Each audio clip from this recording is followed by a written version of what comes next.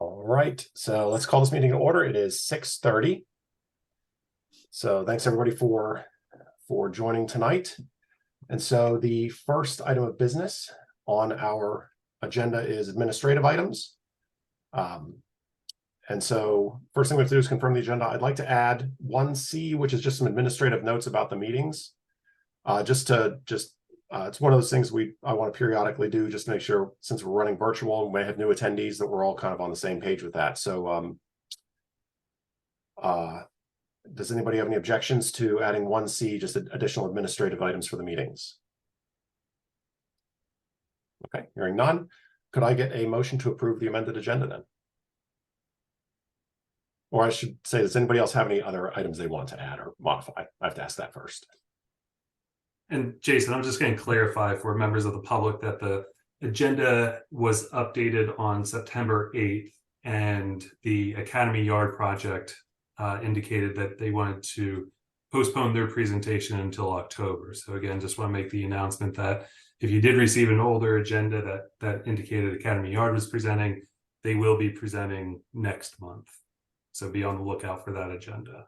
But again, what Jason is amending is that updated and revised agenda sent out on September 8th. Yeah, correct. Thanks, Mark. That's a really good point. So yeah, it's only today on this agenda we have the parking station garage, Mark Station parking garage, the annual report, and the OTC master plan code revisions update. Those are the three items for today. Okay, any other items anyone wants to add to the agenda? Okay, can I get a motion to approve the agenda then? Okay, Sandy, is there a second? Second. Okay, Brenda, thank you. Any objection to approving the agenda? All right, hearing none, our agenda is approved. Okay, next we have the meeting minutes for our August 29th meeting. They were sent out over email. Does anybody have any substantive changes they would like to have made to the minutes? Administrative changes, you could email Mark. Those are like grammatical things, periods, etc. I don't feel like we should go through those, but if there's substantive changes. If not, then could I get a motion to approve the minutes? Okay. Martin, thank you. Is there a second? Okay, Sandy, thank you. A second. All right, any objection to approval of the minutes? Okay, hearing none, the minutes are approved for our August meeting. Okay, 1C, just periodically what I'm going to do, probably not every meeting, but I'd like to do just administrative items for the meetings, just in case we have newcomers. So we actually got a request in that said, for our OTCAC members, if you could please have your camera on, because the members of the public actually want to know who their members of the committee are, and just seeing your name doesn't let them know like who you are as a representative of the community. And so if you're on the OTCAC, if you could please have your camera on, so that way the public can see your face. Another thing I wanted to add for the committee meeting, or for the committee, is our meetings for the past couple of times have been going to like 9 o'clock. And so one of the asks would be is if there's any way that we can keep our comments focused and germane to the topic, to get the important points through that we want to get to, because as we enter, like, for example, next month with Academy Yards, there's going to be some pretty big presentations that potentially are coming up. And so we just want to make sure we don't drag the meetings out to like 10 o'clock, because those are really rough when that happens. Because I don't know about you, but 3.5 hours is a long time to be talking about these things. So for those of us who already put in 8 hours all day or more. So just an ask to keep commentary focused, like on topic to whatever's being discussed, and just tight, so that way we can make sure we have a good, efficient meeting being run.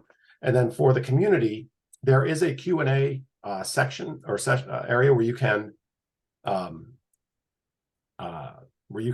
post questions, comments. We will do the best we can during the meeting to answer any questions, but there's zero expectation that either the county or committee members are obliged to answer any questions at the time during the meeting, because it's just like our focus is whatever the topic item is. So we'll do the best we can. It's best effort during the meeting, but really the public comments are during whatever we have agenda topic that says public comments is accepted, or during the general public comment period is really where we're going to try to make sure we get to those those questions. So, Mark, did we have any new ex officio members we want to introduce today?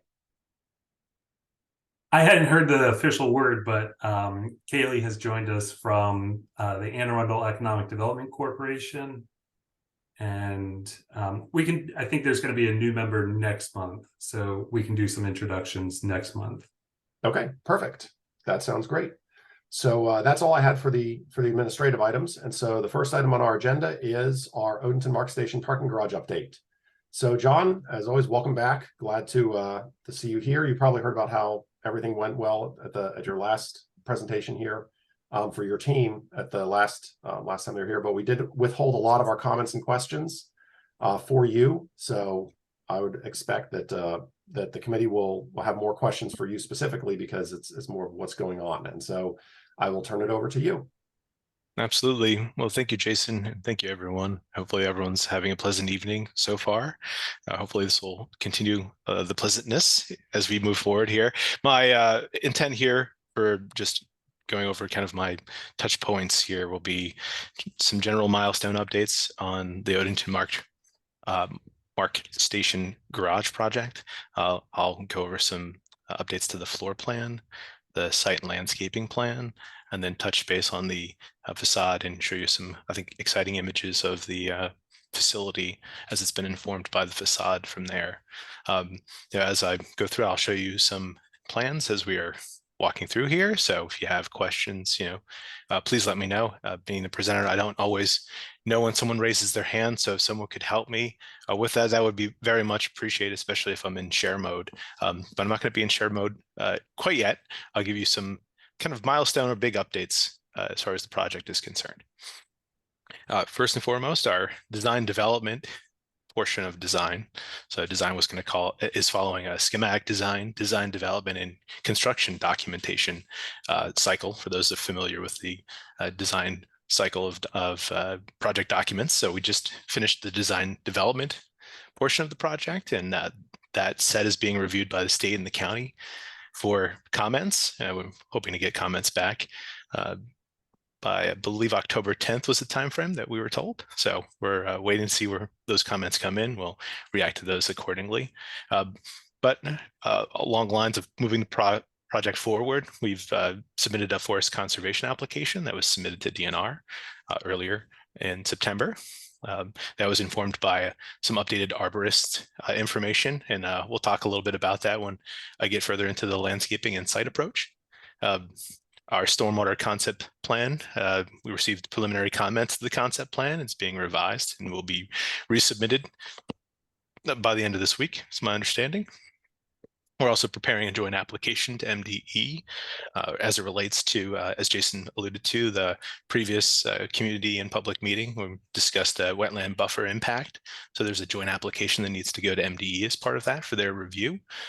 They'll review that package and determine whether it needs to be sent to other parties for their review and comments. We don't believe that there will be any follow-up comments outside of MDE, meaning that they will hold it within their purview, simply because we're affecting the buffer, as noted in our last discussion, as presented by Site Resources. We're working on identifying the modification requests that we will need to request as part of our approach to the design development in the project. Our plan is to dovetail our modification requests into a joint advisory committee and public meeting. So we're hoping that we can find our way onto the agenda for your October 24th, I believe, meeting to discuss through and present what we believe to be our anticipated modification requests as it relates to not only the Odenton Master Plan, the 2016 Odenton Master Plan, but also to the county code from there. So we'll walk through those in detail and discuss them there. As I mentioned, that'll happen next month from there. So stay tuned to members of the community for a notification that was put in the mail actually today. So looking forward to that.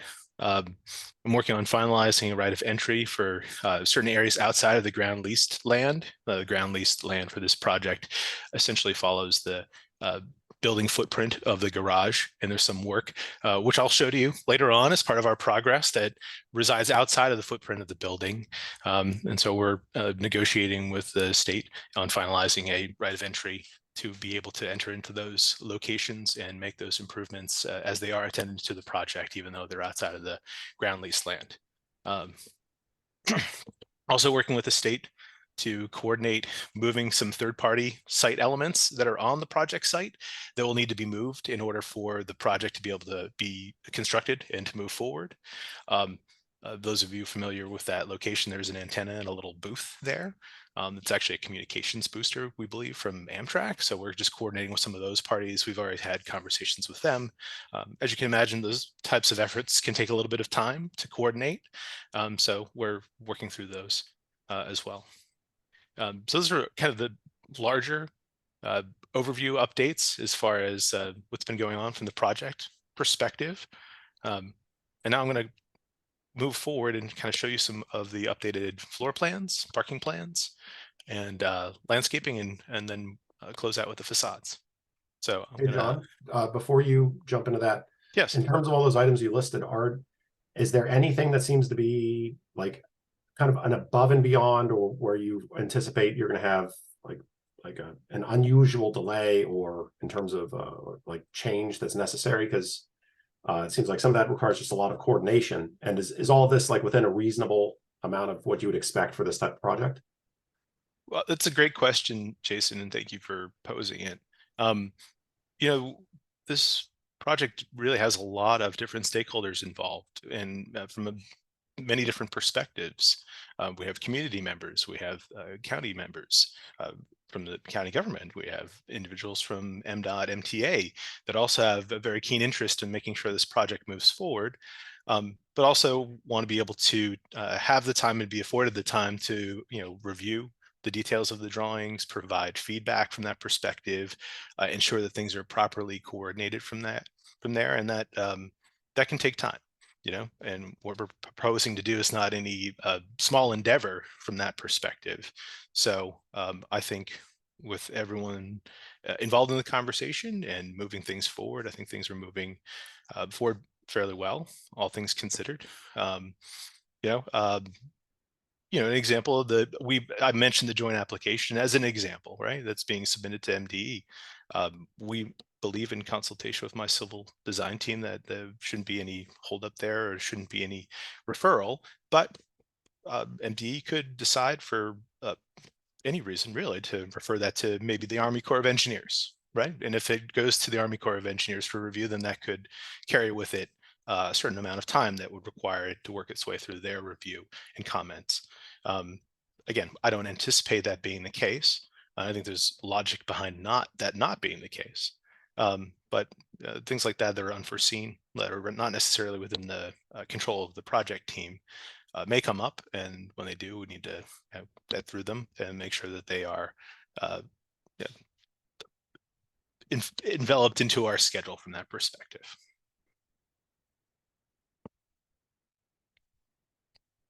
Any other questions?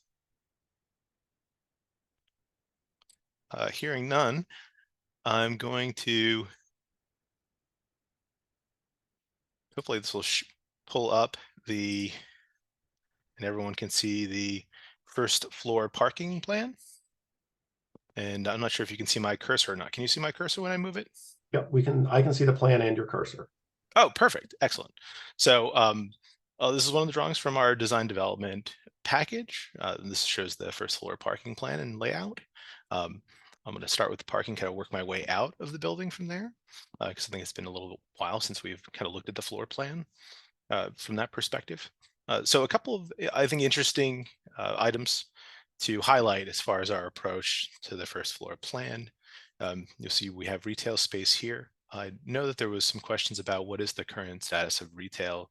We're kind of showing it as a cold lit shell for right now, or a warm lit shell, meaning that we have utility rough-ins, rough gravel floor. And when I say utility rough-ins, I mean sanitary and water lines running in there and roughed in to be tapped later on. We have a unfinished floor right now, to be a gravel floor that enables a future user to be able to move utilities around without having to jackhammer a concrete floor, and some lights in there for the time being.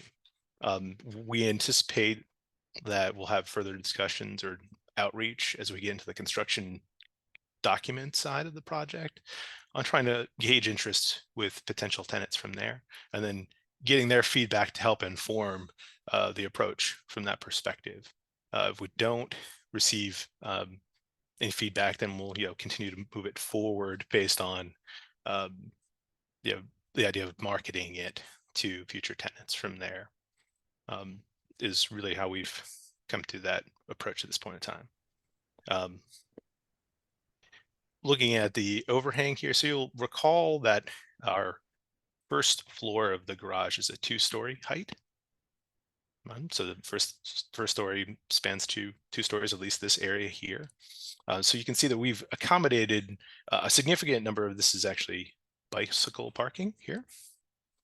So a pretty significant amount of bicycle parking that's under the overhang of the project. There's another, it doesn't show so well over here, but there's another batch of bicycle parking further to this side here as well. You'll see that we have electric vehicle charging stations here. There's a cluster here that kind of follows up the stack of the garage as you go up. And then we have interspersed electronic vehicles in this stack here along this area.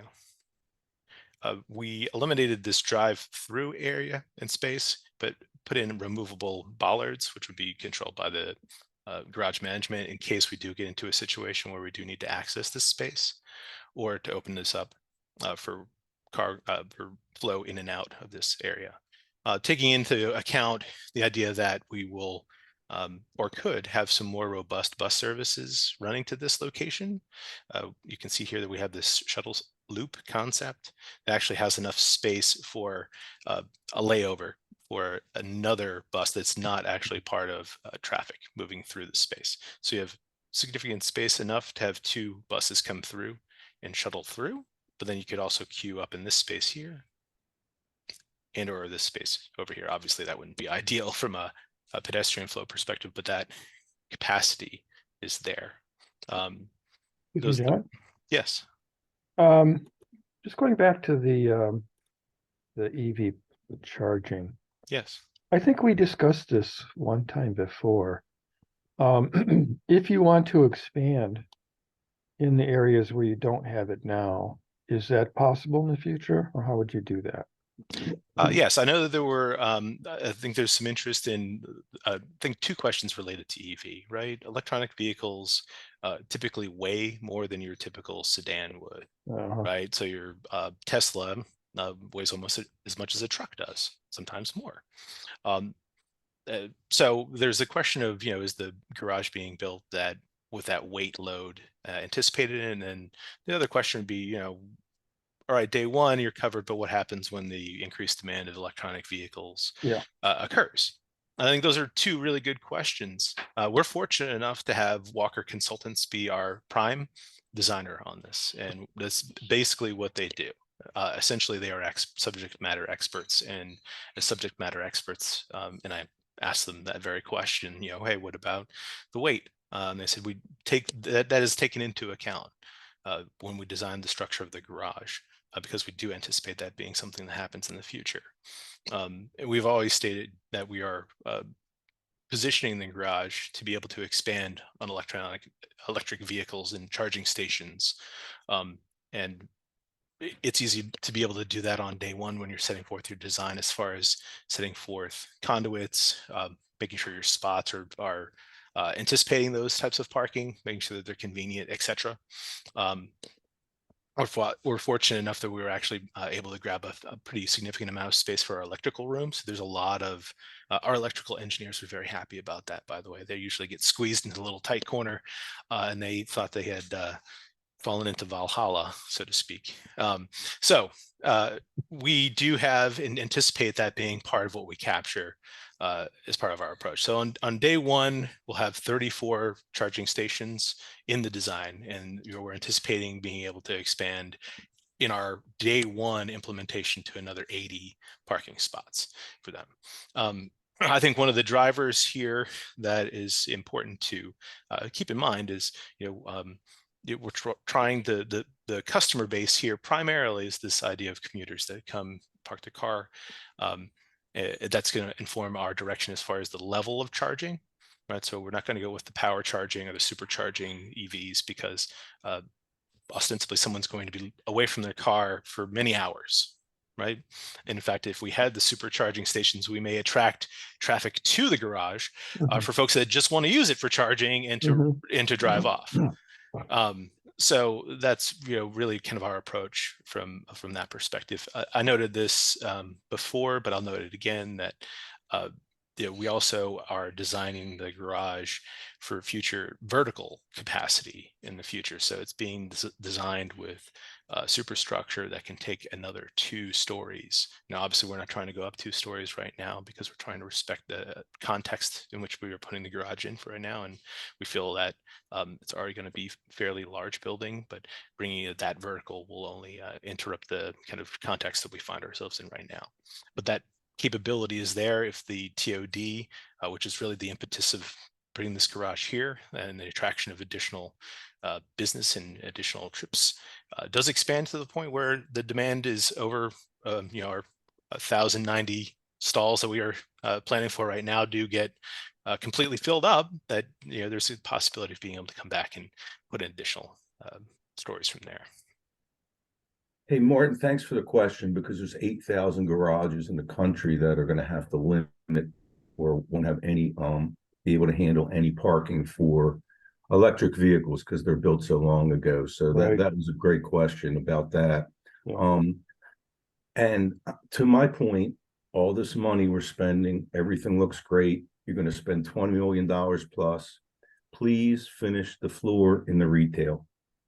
It looks horrible when it's not.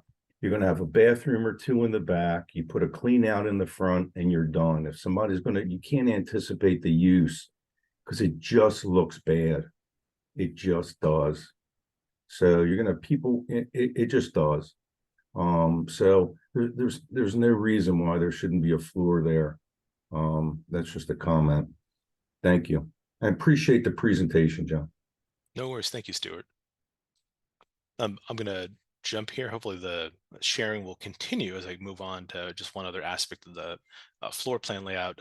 The parking plan doesn't necessarily capture the main entranceway and the orientation of the main entranceway here. So I want to make sure that everyone gets a chance to see how that's been approached. One quick question, John, on the lower level where you have the bus drop off, is that strictly for bus and not for vehicular? Yes, the intent there, that's a good question. The intent there is to have this be a bus loop. The kiss and ride aspect, we're trying to keep kiss and ride traffic separate from bus traffic, right? And create a clear, that was something that I believe both the state and county team requested, that we keep those 2 traffic flows separate from one another. So our kiss and ride concept, we do have some spots here that are, either ride share. We have ride share, a stall of ride shares here too. The idea of being able to implement some ride share options for folks.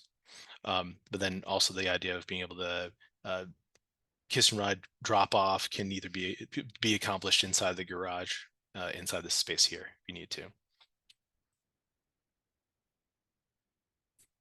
That seems a little unwieldy right now, the way you have that set up. I'm not seeing a loop there that actually makes it efficient. Like kiss and ride, usually you're like, you want a flow to be like, I get out of the car, I can keep that traffic moving. You have a straight in and out, which looks like you're gonna get a log jam. Yeah, we have a couple of spots here. Then you also see in this spot, Jason, some dedicated kiss and ride drop off spaces. Someone can enter the garage, park, and drop somebody off here as well, so they can walk into the garage from there. Okay, if you go to the north, like a little bit to your top of the picture where you have the drive-through, here where you have the arrows, yes, right there, that lane, we're going into the whiteness. It almost seems like that's going to be a loop through the actual parking lots. correct? Oh, this is the connection point. If you go to our landscaping plan, I can show you that. But this is the Town Center Boulevard here. Yep. And this gets you into the remainder of the TOD site. Right. Can you go to the landscaping plan? Yeah.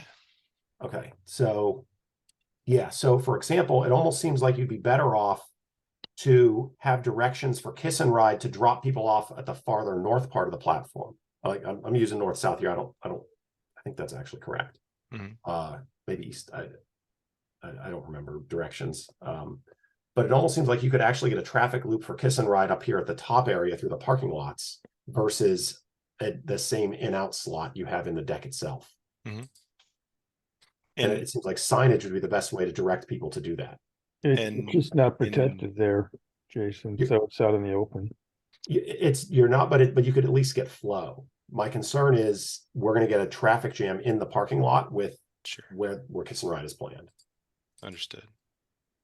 You'll see here in our site plan that we do have accommodations for, initially they are meant to be temporary parking, because during construction we will be displacing a number of ADA compliant spaces, and we'll be displacing the bus loop, we'll be displacing the Kiss and Ride loop.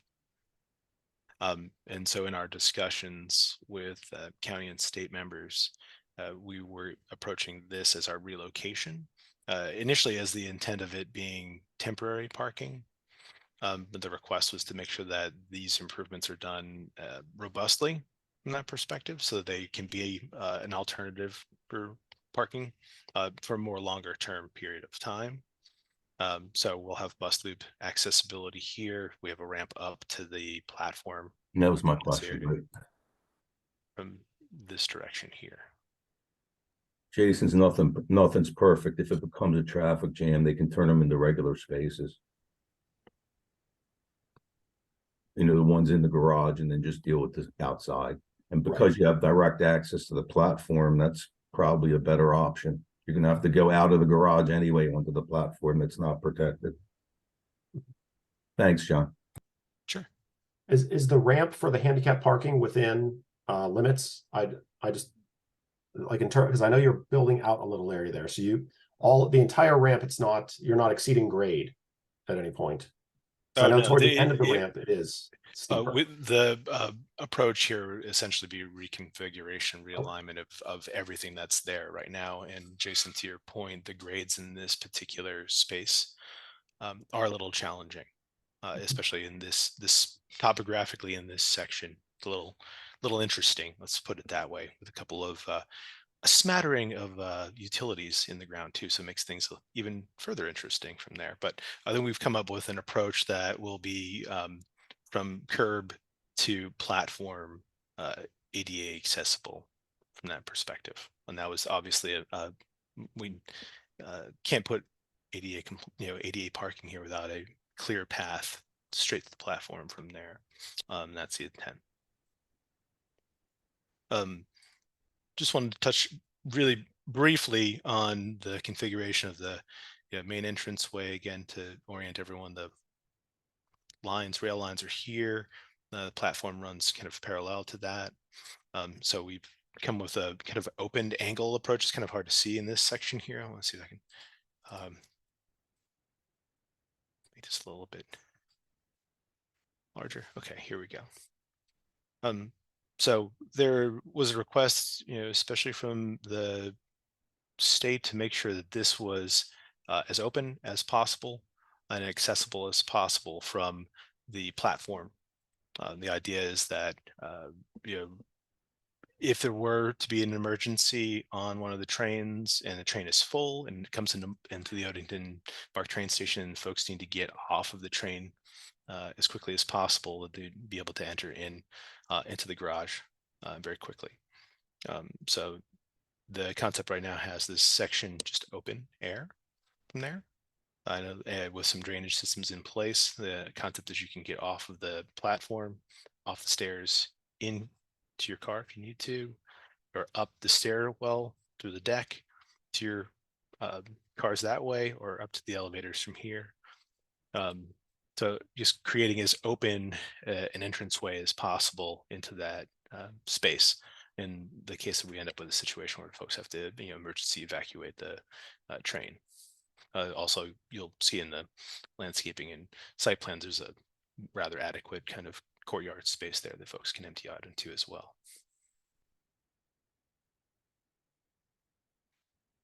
If there are any, I'm not sure if there are any other questions in the comments. If not, I'll kind of jump back over to the landscaping and site plans. So I had one question. Yep. I was double checking to make sure we didn't go over bikes again, but I was curious for that bike storage, if all of them are just racks or any of them enclosed. I've seen some places where they have a mix of enclosed and just racks. For this space, we are just showing racks. Okay. Are there any enclosed in the whole garage? I don't believe so at this point in time, at least not in the current plan set. Okay. One question for you, John, that actually, and we have a question here from comments. Are you far enough in the plans to, in terms of like what type of, it says EV connectors, or like I think you've answered the AMP question, but like what type of connectors you're planning, or is that still way too far out? That's to be determined at this point in time, Jason. There are a couple, much like solar, there are a multiplicity of ways of delivering the charging stations to the garage. And that'll be driven by direction given by the state and county members from that perspective. There are third-party vendors that provide EV chargers. You can implement them yourselves and manage them and charge folks back. Are they free? Do you pay for them? There are a couple of programmatic elements that still need to be determined as far as what device sits at the end of that plan that we have. And our plans right now are showing the sizing the electrical rooms, panels, conduits to get you to that device, but then specifying the device will be something that is discussed. So John, a question on that. Are the connections plug-in, or are they going to induction, which some people are getting these days? In other words, you have a pad you drive over and charges by induction. Right now we are anticipating plug-in. Really? Okay. That's my understanding, yes. Hey, Martin, this is something that's 2-3 years away. The technology is going to change by now, and to decide or question or whatever is just an act of futility right now, because again, it's going to change quickly, and whatever they think's the best, then we can talk about it then. But it's Yeah, 2 years from now. I would say that the induction is probably gaining momentum, and manufacturers are building cars that will permit that. So you wouldn't need to plug anything in. You wouldn't need to have lines. No, you wouldn't need to have any of that. I understand, but I mean, we've been yelling at people get EV and plug-ins. Now we're yelling at them to get an induction, and let the market decide. The market will decide, not us here on this committee. It's just Well, the point is, if you're not designing for that option, then it's very difficult to put it in later on, because you'd have to do something with the concrete to put the induction element in and the wiring. So maybe some thought needs to be given as to where is the technology going. So by the time you get there, either you have a mix of plug-in and induction, or you know better what's going to happen in the future. Right now, all people have is induction, but that's today, may not be tomorrow. I mean, that's a question that John could take back to the consultants. If they are the experts in this area, they should have the forecasts to look at the technologies and say, what do we think is going to happen in the N number of years that they're building the garage for? So that would be that's what I'm moving towards on my car. Will be induction pad in the garage. It won't be a plug-in. So. And then, yeah, I can definitely bring that back to Walker and ask them from there. I think one of the benefits of the conduit and plug-in approach right now is that it does allow us a lot of different options as far as what that device looks like. The induction, have to confess I don't know enough about to, other than seeing people put their phones on a little pad and see it charged, what that would mean from a car perspective. Yeah, if you take it back, that'd be a good idea. Just check with them. See if they can read the crystal ball. Yeah, and it might also be a limiting factor as far as what type of phasing or amperage the electrical service needs to be as well. Yeah. So I'll inquire about that. Okay, great. Martin. Yeah, That's thanks. a good question. John, last question before we move on. I don't remember if we covered this before. What size elevators are you looking at for this? What's the person capacity? I don't know the answer to that question. I'll have that for you next time we discuss, Jason. Okay. Yep. It's just to help gauge, like, it's hard to know like what size that blue box actually is. So that's the only reason I was kind of curious.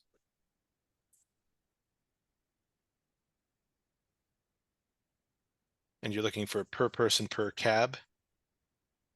Yeah. Yeah. We're looking at like a 6-person. It is at 6 to 8. I could see just based on the drawing and others that I've done in other buildings. That's my guess, 6 to 8. Okay. Well, Okay. they typically run by weight too, so I would. Yeah, I mean, weight is fine, but yeah, if it's 6 to 8, like that's what I would expect for a parking deck based on all parking decks I've been in. These aren't small ones. These are your average size. So that's perfectly fine. I'm happy with that. Okay. Thank you. And you also know that there's another. Yeah, there we go. There's another elevator located up here in the northwest elevation of the building as well. Moving on to the site and landscaping plan. Just kind of giving an overview here.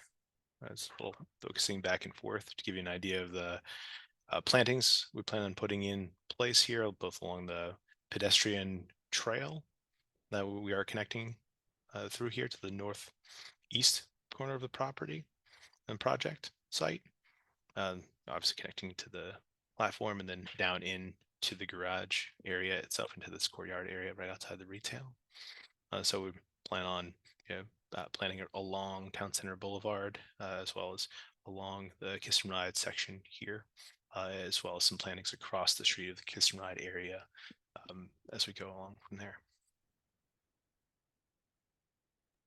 I have a question on this. It looks like there was a edit made, but I want to double check of how bicyclists and pedestrians, they're not going on the same way to get into the garage anymore.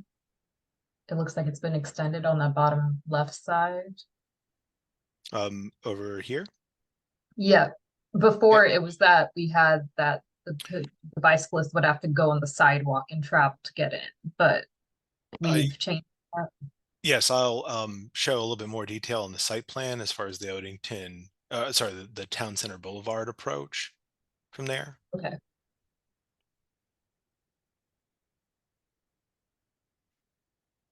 So it's just an overview of what we're doing from a planting perspective. We do anticipate taking some of the impervious space on the north section of the garage and turning that into grasslands as well, just sod. And we're showing that we will have a need for a fenced-in area to put in a transformer, a fenced-in transformer and a backup generator as well. You will recall that the garage needs to be sprinklered because of its size and because of updated building code. So we'll have an active sprinkler system that will need to run emergency pumps or pumps on its emergency power and emergency power as well, just to allow folks to get out of the garage in the case of a power outage.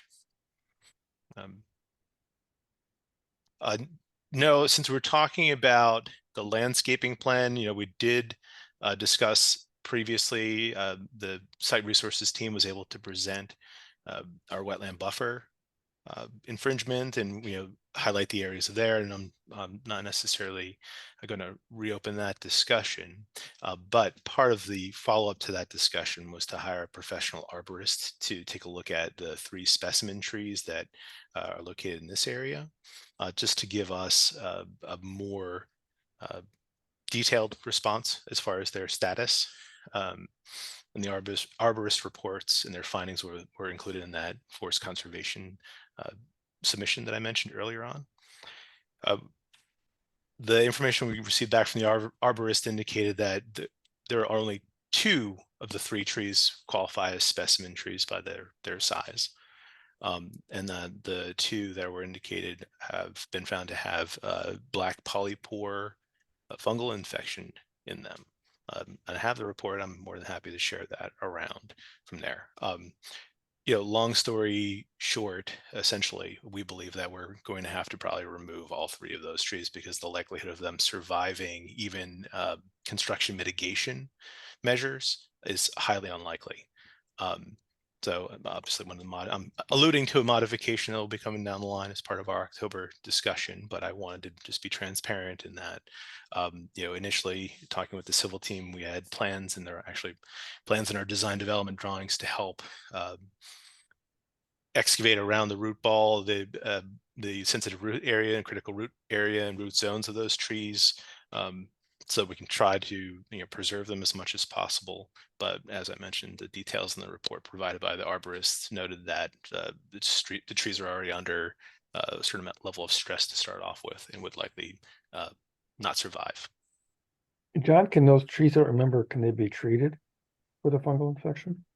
My understanding is that this is not something that can be treated. Once infected, that the black polypore is something that the trees can fight off, but it never necessarily goes away.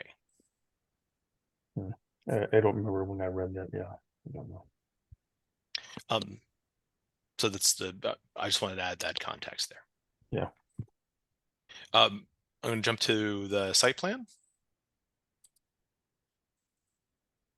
So a couple of interesting I guess updates to the site plan that I will want to talk about. And I'm going to start with the southeast corner, and then I'll work my way up to the northwest corner from there. You'll see that we're showing our area of disturbance coming down through towards Odenton Road into this area here. This is where the station and the historic bank buildings are. We are showing this as part of our approach because we are going to need to tie in our water and sanitary lines for the garage into the county main that runs in this area here. So there are already some existing water and sanitary lines that run through this space that feed the bank building and the station. And we are going to run, per the request of the state, some dedicated lines for the garage. So the station will have its own water and sanitary, and the garage will have its own water and sanitary lines that go through this space here.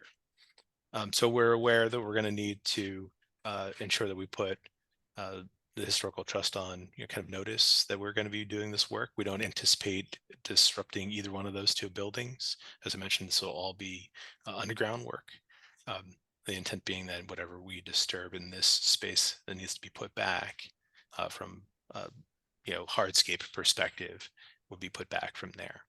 That's part of the right of entry agreement that I mentioned is being negotiated right now as part of the project efforts.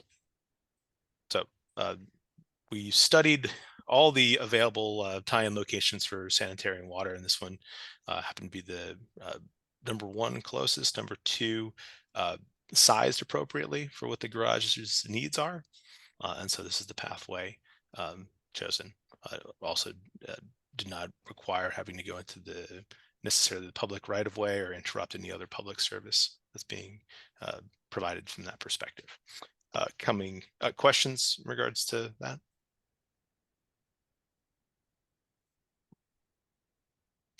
So conceivably, anyone who's bike riding or walking can start their pathway up here, those temporary parking areas, across the pedestrian bike pathways, into the site, and down into the Odenton Road area from there. That Odenton Road being very gently traveled road, to say the least, and can make connection points from there to some of the more informal trails or formal trails for path travel there. John, just a small detail, question on that for detail. The connection of where you have that shaded area at the south to Odenton Road, I'm Mhm. assuming that's going to be an angled or sloped curb, not a square curb, to make it such that bikes don't have to curb hop to enter and exit the site onto Odenton Road. Um, I'm just reading one of the notes here. I can I can write a note to ensure that's the case. Okay. Yes, thank you, because I think that's just for convenience for bicyclists. That would I don't think there's any curb there now. No, I it don't- empties out to the road kind of Yeah, it's ends flat in a there. kind of a brick kind of There's a dead end. ballards there, Yep. right, with the Yes. brick area. Let me ask you another question. There's halfway, actually, where it says Odenton Road, one of the housing lots that it shows here is actually a path that goes back to the current train station. Is that going to be still accessible based on the new design? I'm not sure. Okay, see where it says Odenton Road on the Yes. plan? Okay, so right there, right about there, there's exactly. Yes, and you'll see that there's actually a crosswalk here, Stuart, Uh-huh.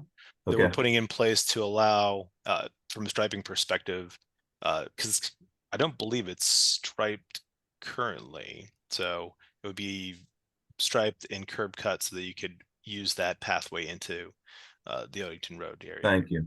And I appreciate everything you've addressed that this committee presented the last time too. It's quite genuine. Try my best. Sure.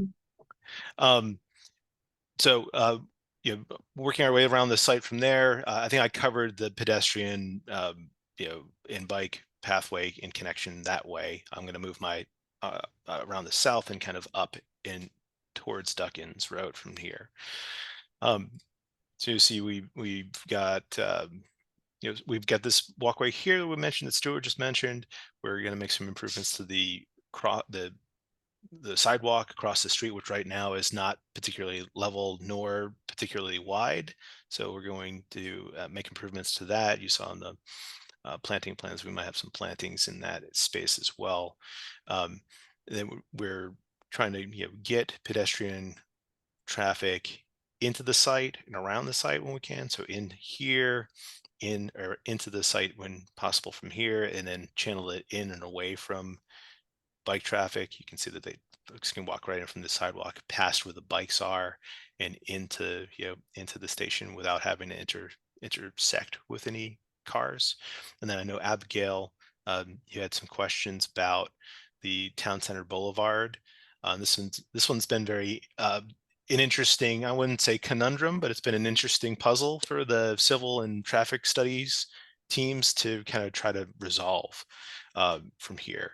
And you'll see, I'll start up down here. So Duckins Street, we're proposing right now, there's a very large island, kind of sodded island that comes through here, proposing to cut that down to create a deceleration lane so that traffic coming into the garage can decelerate here and pull in.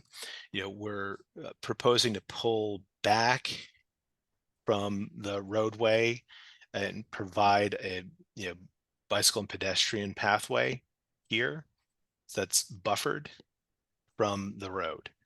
So the idea is to push the landscaping elements out towards the roadway. We'll have an 11-foot. So off the edge of the garage, you have a 5-foot planting area, an 11-foot kind of shared pathway, and then a 6-foot lane of other plantings from there. Part of our challenge here, and I know last time I mentioned this, it wasn't necessarily a popular statement, but I still need to say it. Part of the challenge of laying out this space is that plan north of here, there are overhead power lines that are on the west side of the road that run down Town Center Boulevard and cross over right before Duckins Street, right over here. They land over here, they cross and come down to approximately this space here. They continue across this area. So they come into a combined line that kind of sits on this island there's I think medium voltage that runs across and over the top of the rail lines. And there's also service that runs into the community from here. Current plans, due to timing and for price point purposes, don't involve burying those lines at all. We do suggest that some of the tension cables that support those poles will need to be relocated to assist with the improvements that we have in mind here. So we'll have to, coordinate those efforts with BG&E. But as far as burying the lines or relocating those poles, that is not part of the current plan. That's really unfortunate. You have a nice looking building, now you have lines going around two sides of it. So it's a cost agree. thing? It's a BG&E issue, and I totally agree with you, but it's BG&E, and they resist burying lines because it costs more money to service them. Yeah, they don't care what it If looks there's an like, we issue. do. No, they So don't. so And we talked about this at length it's impossible. last time John was here, so I don't want to relitigate this discussion if we can avoid it, please. It's an important point. Yes, to Stuart's point, it would take a significant amount of time and money to coordinate. There's also the idea that what additional services may be required for the TOD if those services are initially buried, it won't be as easy to bring to the site as something that's overhead, potentially. The advantage or the good news of this is from Duckins north to the main road, there are no lines on this side of the road. So from TOD development perspective, that's not an obstacle that they necessarily would have to work with. And there may be an opportunity for them to be able to run their lines underground from another point somewhere around here.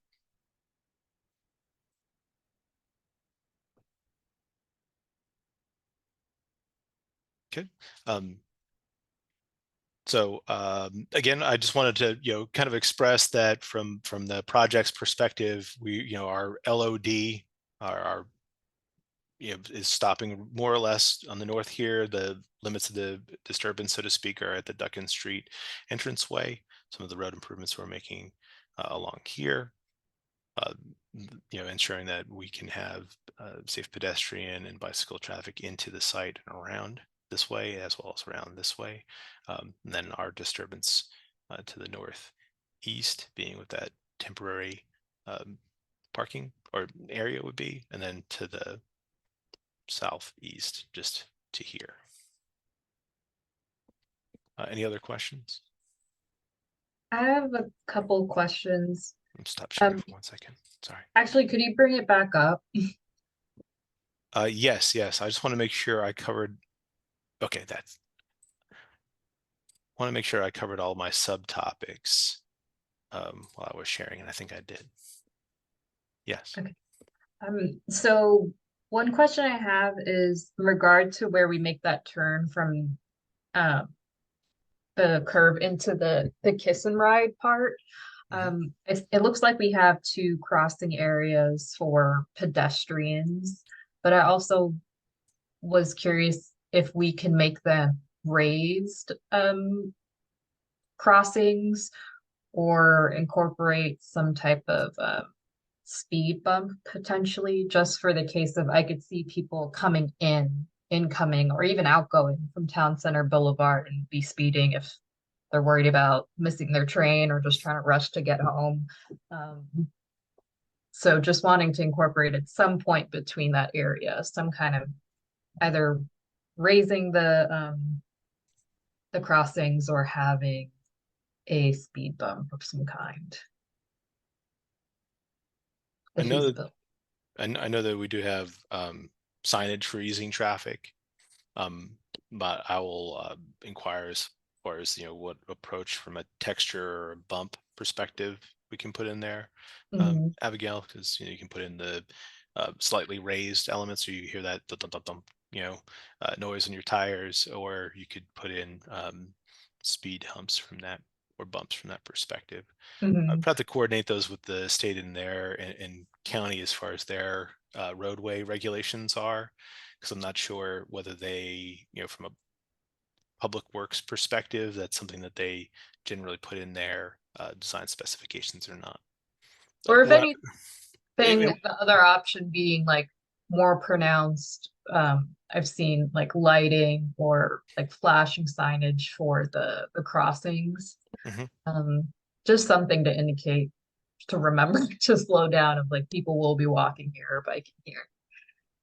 Understood. Yeah, and we do have a pretty robust signage approach for it, but I will make sure that or touch base with the team on what their approach is for that, because I do Mhm. know that they have some pretty robust solar powered flashing lights pedestals Okay. that can be installed as well. The That other, will- oh, sorry, go ahead. oh no.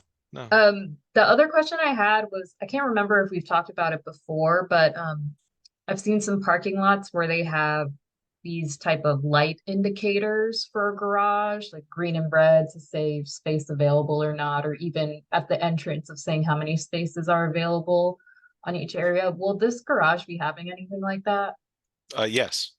Okay. Yes, there was specifically requested, I believe, by both the county and the state to have displays available similar to what you see at the airport, where you enter in and it would be indicated 50 spots on level 5 spots when you drive down the aisleways, indicating where those are.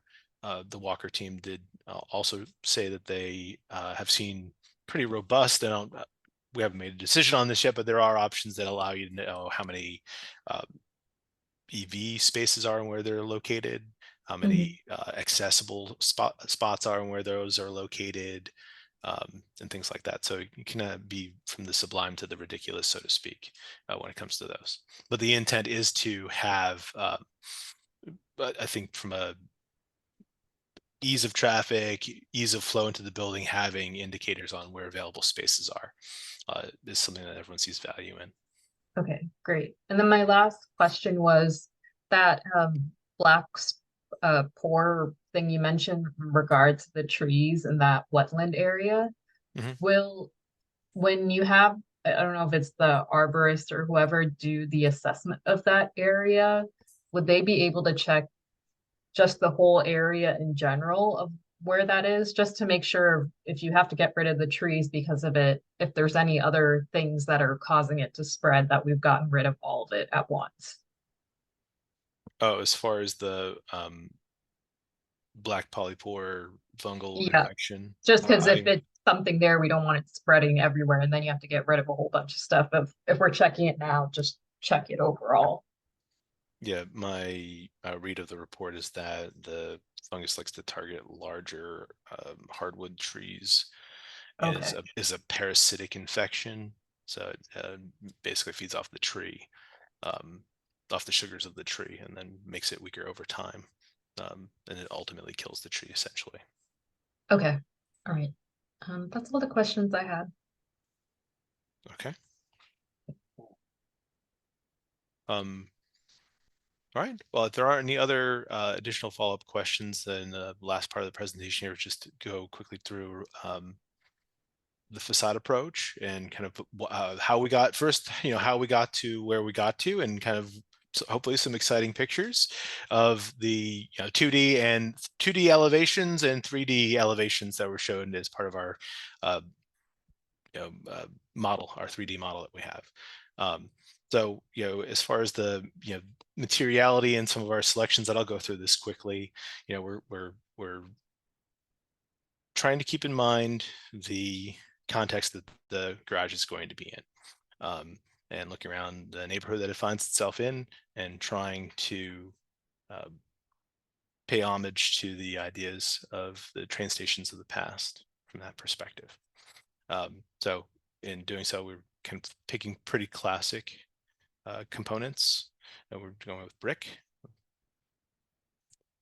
a couple different colors of brick, red and gray, with precast stone facade elements and cornices.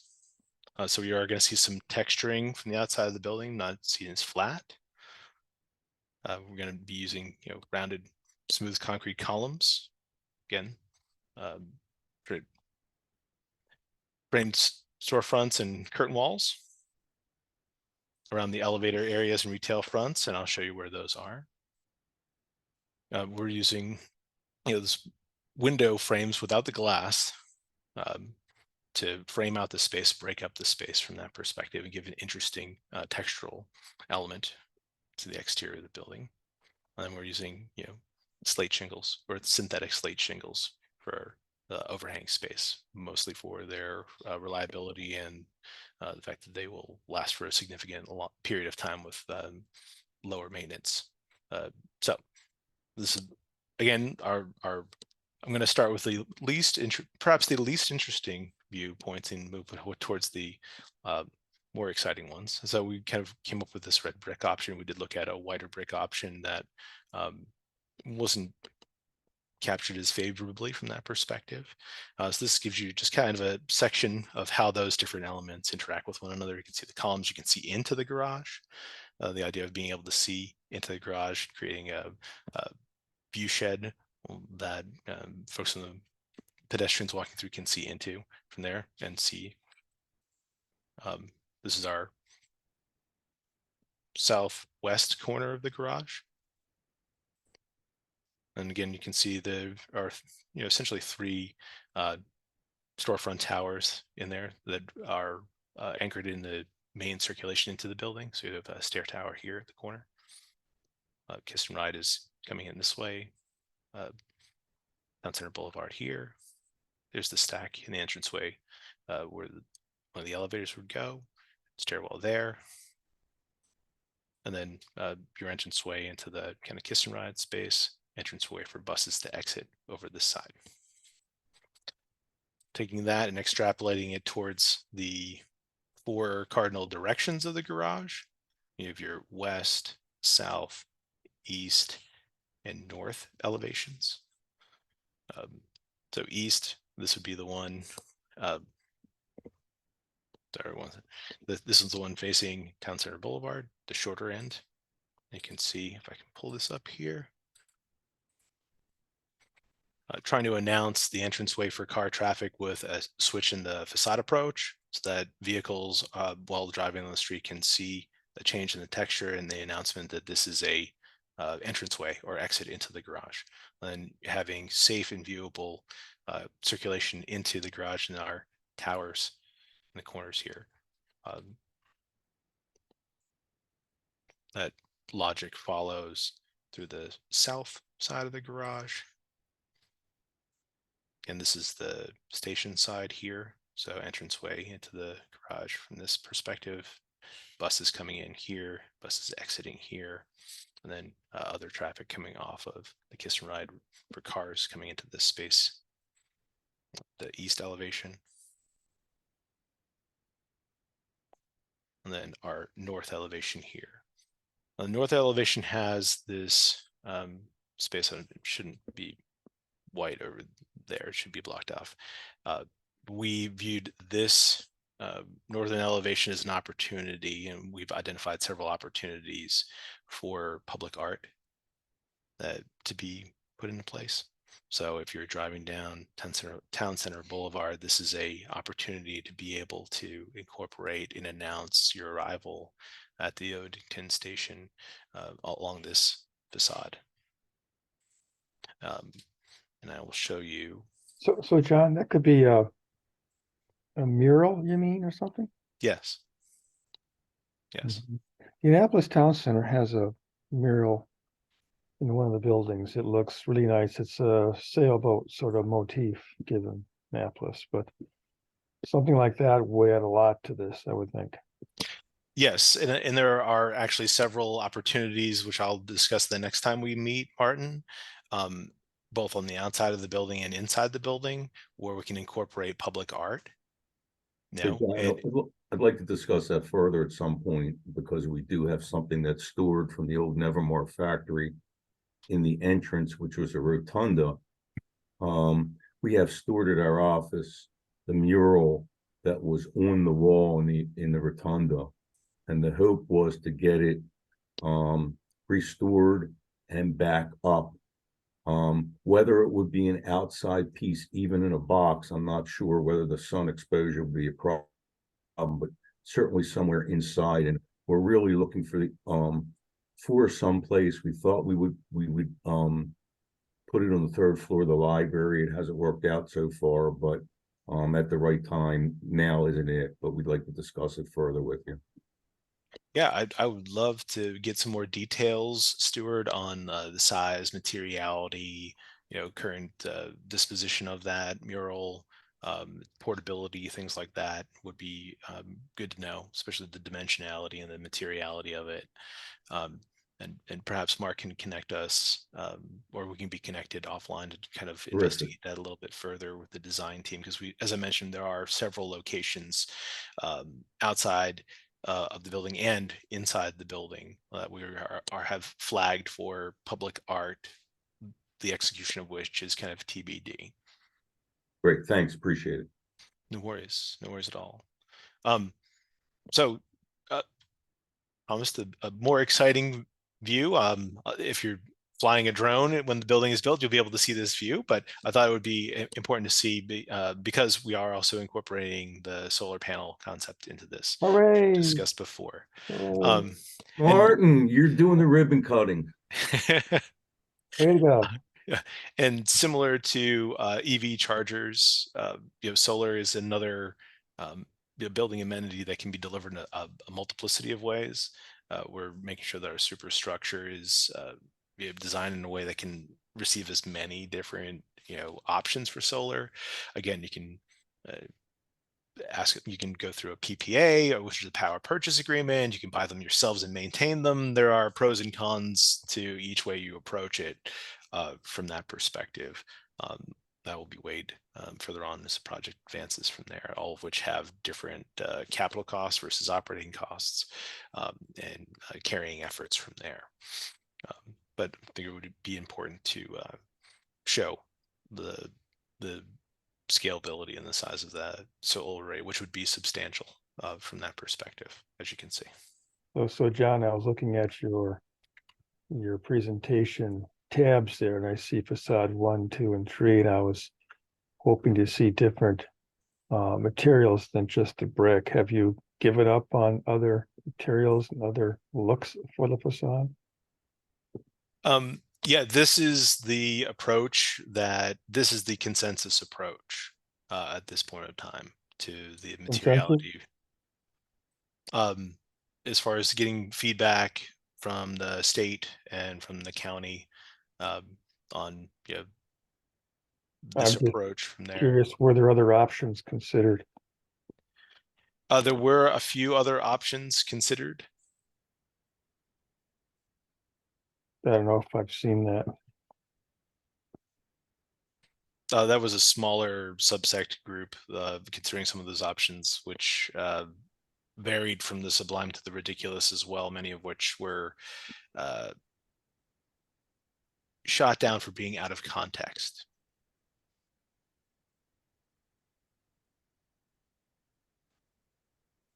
Martin, did you have other questions, or I had a question? Yeah, go ahead, Abigail.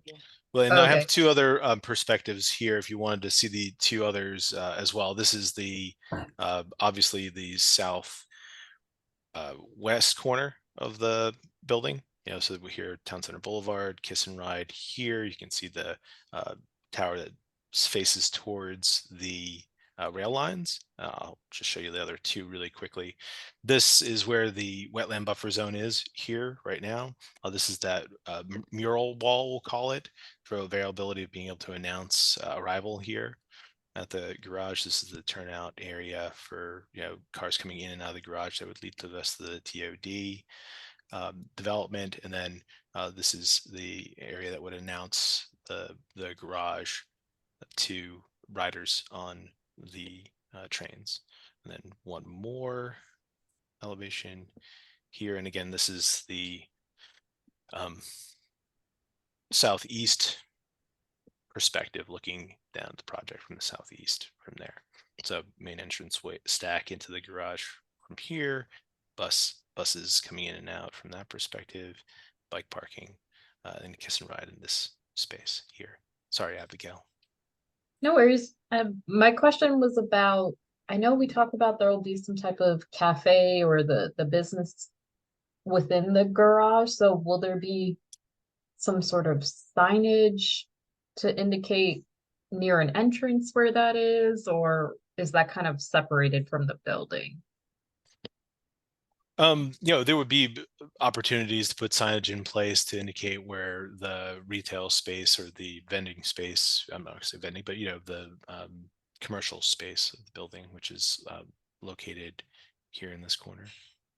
Okay, I was Right, trying to, right where the thoroughfare where pedestrians come in and out of the project site, so it would have the highest amount of pedestrian traffic walking through this space here. okay. And I know there was a little bit of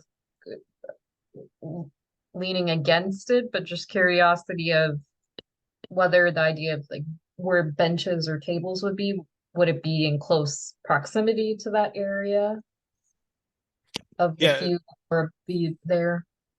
Yeah, so the initially our stormwater management approach had a few, I believe they were quality and quantity collection elements out here. But those have since been revised out of the project design. So there's an open, also with the incorporation of the pedestrian bicycle pathway, which kind of comes into the site right around here. Also channeling traffic through that space. This is an open courtyard area that right now we don't have any permanently installed furniture in at this point in time. More so because we wanted to leave our options open from that perspective, and not knowing who would want to use the retail space, the commercial space, what their desires might be. They might want to have something that's more modular. Okay. That makes sense. So there's a option for kind of open cafe seating there based on whomever the end user or tenant for that space would be. That sounds good. I'm happy for the solar panels. But that's all it. I think it looks great. Thank you. That's all. We'll go ahead and stop sharing. That's all I had for this evening. And the next time that we meet and discuss, hopefully will be in October during your October meeting, in which indicating to invite the community at large and have a community meeting to talk through what we anticipate the modification requests that we'll need to make as part of this project approach, and that will cover both the 2016 Odenton Master Plan modifications as well as a couple of county code modifications that we anticipate. I understand that you aren't in a position to be able to take a position on those, so to speak, on the county code ones, and then a few that we are not sure whether we're going to need a modification, but we're going to flag anyway to say we might end up having to do some modifications to, just so that we're being as transparent as possible in our project approach from there. So I'm not sure if there are any other questions or concerns, but we we'll be seeing one another again soon. Any last comments or statements from the committee? Just that it looks great. Thanks for all the incorporations. I love the flexibility for the mural or flexibility for the open space for whoever ends up being the tenant there.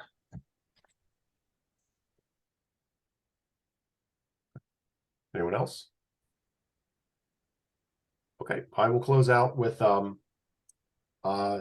just another echoing Abigail's comments. Great job, and Stuart's comments and Martin's comments. Like I think you took all the feedback you've heard to heart. So I very much appreciate on behalf of the committee, like all the input that you took and how you tried to make things work and figured it out and let us know when things couldn't. So great job on that end. I think that definitely it's exciting to see this moving forward. And I just wanted to congratulate you as well as your thinking for the future. Like that's the fact you are planning a substructure to be able to support future growth is that's just a great feeling to have, that you're thinking about that. So again, good job on trying to build this or setting Odenton up for success, not just 10 years, but 20 years, 30 years into the future. So thank you.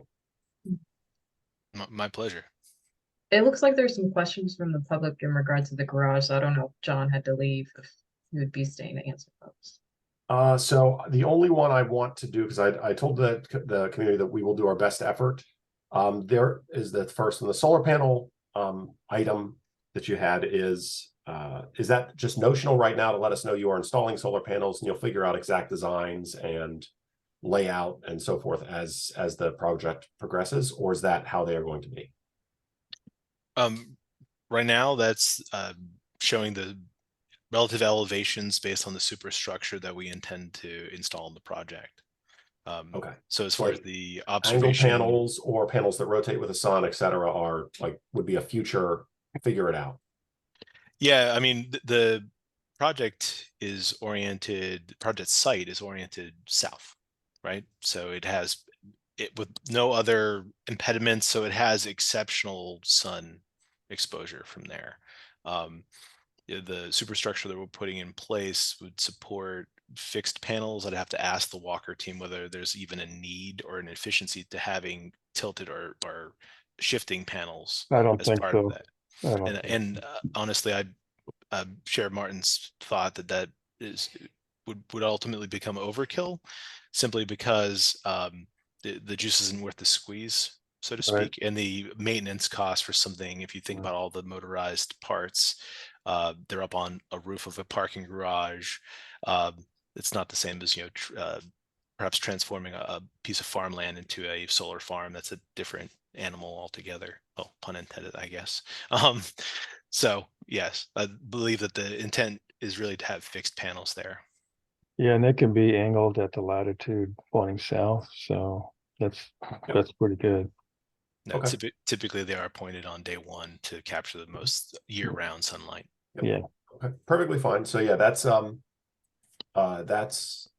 completely acceptable in terms of an answer. And then the potential north side. So the TOD, you kind of covered this a little bit, but I will answer this question for you, which is the question is how will the TOD connect? And that's where the future plan is looking where all those parking lots were. That's where the expectation of the TOD is, and other development, future development. So there's several points where the deck can connect. It's mainly the road connections at this point. So other than that, thank you, John. Appreciate all the time you took to walk us through this today, and we look forward to the next time. Mark, I think we're going to have to be very conscious about October's schedule, because depending on how many things are coming through on parking deck versus how many things coming through at the Academy Yard, we could have a pretty long meeting. Yep. So I think we just need to be careful to make sure we don't overextend the time that we have in October. Okay. Thanks, John. Appreciate it. Thanks, John. Thanks, everybody. Enjoy the rest of your evening. Okay, take care. You too. Okay, so next up on our agenda is the OTC annual report. So I will turn it over to Sam. Thank you, Jason. I'm going to share my screen real quick. So as coming off the last meeting, we at OPZ presented the draft Odenton Center annual report. Took in all your guys' feedback and made some changes that we're presenting to you guys tonight. Hoping by the end of this, you guys have a motion to approve the plan so we can move this forward. Two changes I wanted to highlight that came from comments and questions from the last meeting was one about including transportation numbers, as well as something that came about housing, which I added a section about holding capacity analysis OPZ conducted, which we'll get to later in the meeting. But I want to start off with having a conversation about including transportation ridership numbers that we are able to that were provided from the Office of Transportation. They gave us information on AA 202, which connects the Odenton from the Odenton Mark Station to Arundel Mills, making stops at Fort Meade Gates along MD 175, as well as the Crofton connector, which comes from Crofton, the Crofton Village area, to the Odenton Mark Station and everywhere in between. So they were able to provide ridership numbers. They were not able to provide it by stop. They only tracked it by line. So while the route such as AA 202 seems pretty high, it's giving the total numbers of riders along that route, not just who's getting on and off in the Odenton area. Additionally, consulting with the Office of Transportation, we did ask if there are any recent plans or studies being posted within the kind of time frame that the annual report reports on. they're currently conducting a study with the state that will not be approved within that time period. So that will be included in next year's annual report. So for what's provided now, that's what's going to be staying. But I want to open up the conversation to you all to talk about these transportation numbers. If you guys have any comments, questions, or concerns. Yeah, Sam, I have a concern or a question about the ridership numbers that are shown there. Mhm. You know, the Crofton Connector, for example, which is the bus that goes to the station and tries to pick up riders there along the way. You know, those numbers aren't very high, and that should not be indicative of the demand. It is that bus is not designed very well, in my opinion. It used to be when they first came out with that bus, you could get to the train station in a reasonable amount of time. So if someone reads this and says, hey, there's no need for a bus, it's low ridership, get rid of it, that's the wrong direction, the wrong message I think we're trying to send here. So I'm not sure how this data will be used, but that's my concern. Yeah, I can see the point that could be kind of taken as, okay, there's not enough ridership, therefore discontinue the bus. I want to include the ridership, not just for the high ridership numbers that you can see with AA 202, which shows a pretty sharp uptick from July of 2022 last year to May of 2023. I mean, one of your guys' main goals as the Odenton Town Center Committee, you guys advocate for better public transportation. I mean, including these numbers could kind of say, okay, why is the ridership not higher enough? Do we need to look at improving service? Do we need to look at expansion? You know, it kind of begs the question of how do we up those numbers to better facilitate the Odenton Town Center's vision for a better pedestrian-oriented, better public transportation area within the county. A better number might be the number of cars in the area and how that's grown rather than this. That would be the driver to point you to the need for public transportation rather than these numbers. And the Crofton Connector, in my opinion, is not well designed. Yeah. No one takes it. I think it could be helpful because we've already talked about last meeting that we're putting the easy wins of the public transit, like shelters and benches and stuff, as our top priority. So if we show that we can see that the bus line is growing and we're emphasizing TOD to make more transportation options, like we have that narrative that conveys we're trying to invest in the public transportation more, in addition to acknowledging the garage. I think it could help bolster that TOD argument. I don't think it will help on the Crofton Connector. They'll see those low numbers and say, you want us to put in shelters and benches for what? No one's riding this bus. Get rid of it. I don't see them saying, oh, they're low. How can we get it higher? That's I don't know if we include maybe the map routes that could help, or if we know information on who were the users. Like I think the Crofton Connector relates to Fort Meade, and I don't think anyone would turn down, like, we want to take out the bus that serves the military. So in the report, we don't include a map, but under this section that gets split between 2 pages on the public transportation network, just generally describes the Crofton Connector linking from Crofton Village to the Odenton Mark Station and facilities within Fort Meade, and then just the description on AA 202 connecting the Mark Station to Arundel Mills, making stops at Fort Meade. So no map included, but we include a very brief description on kind of the area it serves. I know looking at the map itself, it is pretty wide. So I think this kind of captures it pretty well of where it goes, especially highlighting the Odenton Mark Station areas. But I don't think a map is necessary in this case, with those descriptions. If you think about this as fact of, though, and you look at these two, the fact is there are 2 public transportation routes that service Odenton. None of them actually cover the Odenton community.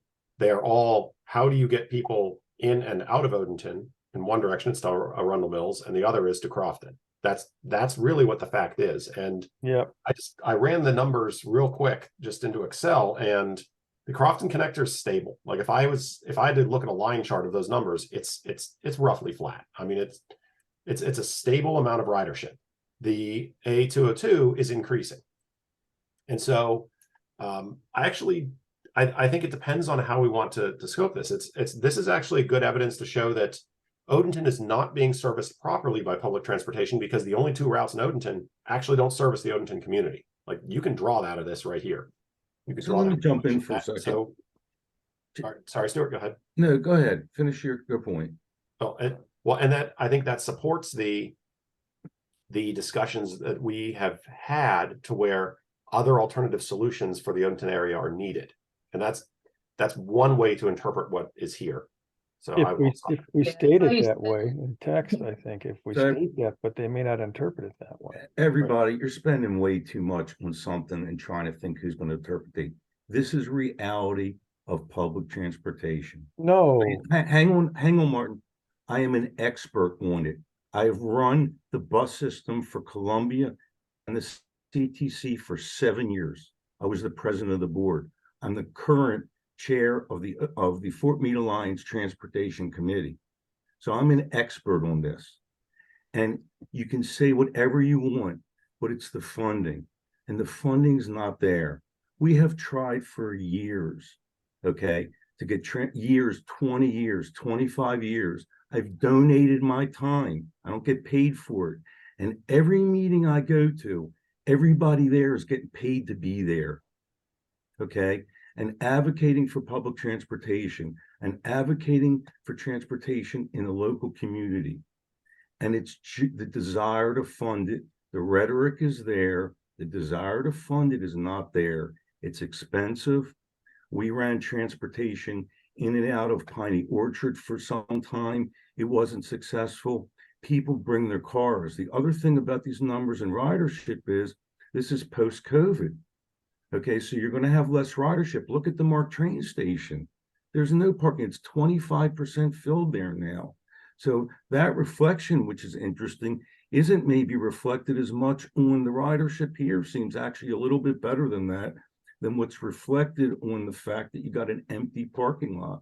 So I have your passion. Okay, I really do. But I have a little bit more experience. You have my passion for public transit. I have tried. well, Build it and they will come, and that's not always true. People get Stuart, car, if you want to compare, what will help is paid parking. We tried to get it. It's the only parking lot in the MARC system that is free. And if you have to pay for it, people will consider maybe a $2 fare ride. But the other thing is the time and how long it takes to get from point A to point B. I met with all the property managers at all the communities in Odenton, the new apartments that are built, tried to get them to get a shuttle together that could ride in the morning and go pick up the residents. They could all share in the cost.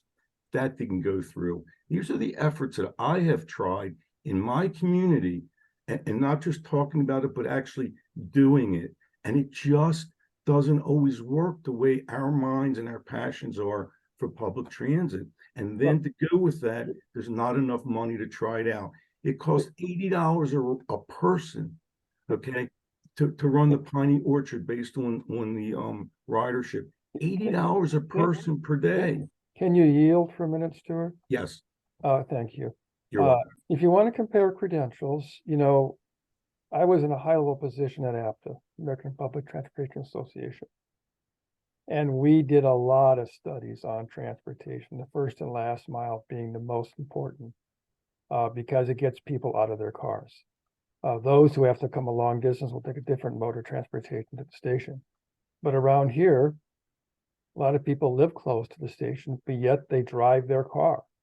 If you've been on, you know, the streets in the neighborhood early in the morning or at night, you'll notice there's a traffic problem. This area is continuing to grow. You can't continue to add more cars. You have to do something to encourage people to take the bus. The bus needs to be reliable. It needs to get them to the station in a reasonable amount of time, not circling through every other place to get there. That's why this system is failing, in my opinion. And it's not even advertised. When they had the bus For running, free. It there wasn't was advertised. nothing in the station about the bus. No one even knew there was a bus. It picked you up on a sign in the parking lot, which you could barely find. It was terrible. So these numbers, I think, are going to encourage people to say, well, here's another reason for not going that way. No one's riding it. We got the parking garage, let them drive to the station. And that's the wrong direction in my view. It's just going to create more traffic congestion in our area. And now we have a chance to actually develop the system to encourage people in the first and last mile. And like I said, APTA has done a lot of studies on this all over the country.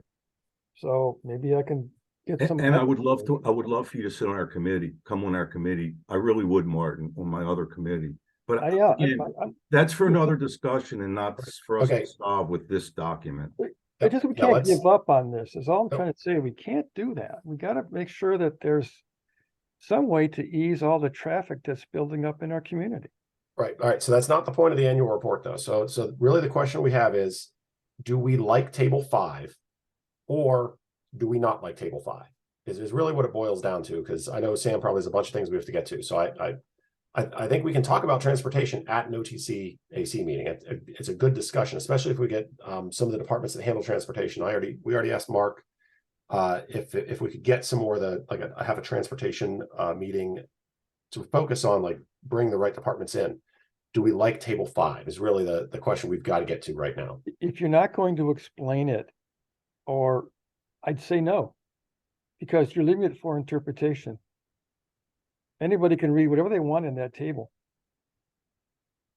I say you keep it and just add a sentence after the table 5 sentence that says, we expect ridership to potentially increase with the park and the expansion of the Odenton Town Center area, something like that, because that's what we are hoping for. Well, we Yeah, are an hoping, but that's opinion not the piece. intent of an It's annual not an report. opinion piece. It's what is Okay, going then I on. say we can cut it then. Right.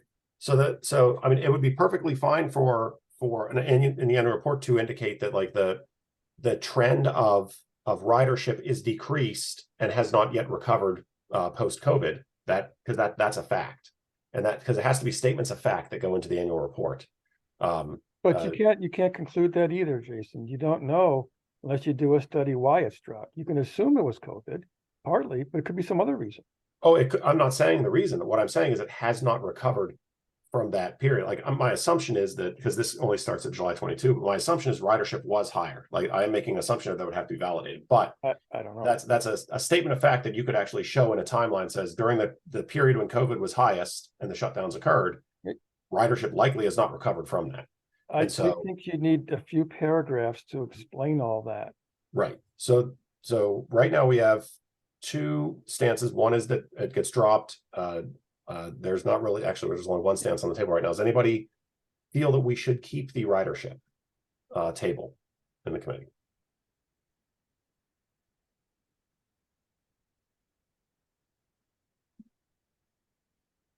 All right. So Sam, Mark, how wedded are you to table 5 in terms of its inclusion? Do you feel that the county would want to include this information in the annual report?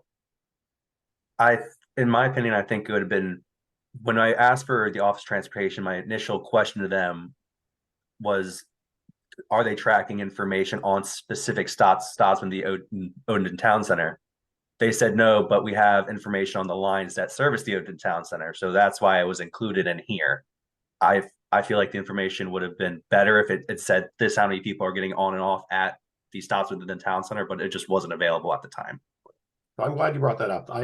I feel this information is misleading for the Odenton report, because especially the AA 202, which services a pretty big area to Arundel Mills. And my concern is people are going to say, reading this, 5,000 people from Odenton are going to Arundel Mills, which is definitely, like, that unequivocally can't be true. Like, because that route is so large. So I think that I agree with Abigail personally, is that we either have to explain that, yes, this is the entire slice, which means you cannot draw conclusions on Odenton ridership from these numbers, or we don't include it is my stance because of that.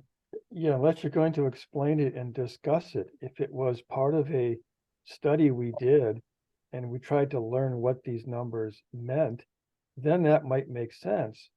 But we've not done that, and just showing these numbers, it's out of context. We have no idea what these numbers mean. I have no idea what to interpret from that.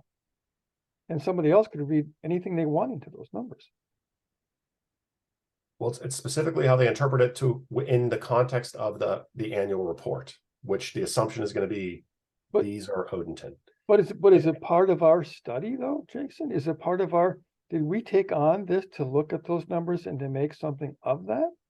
I don't think so. We didn't do anything with these numbers. It's points of fact of the state of Odenton, basically, over the past year.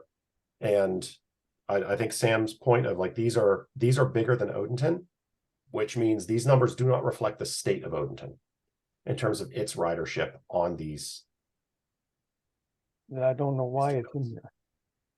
So I don't know what,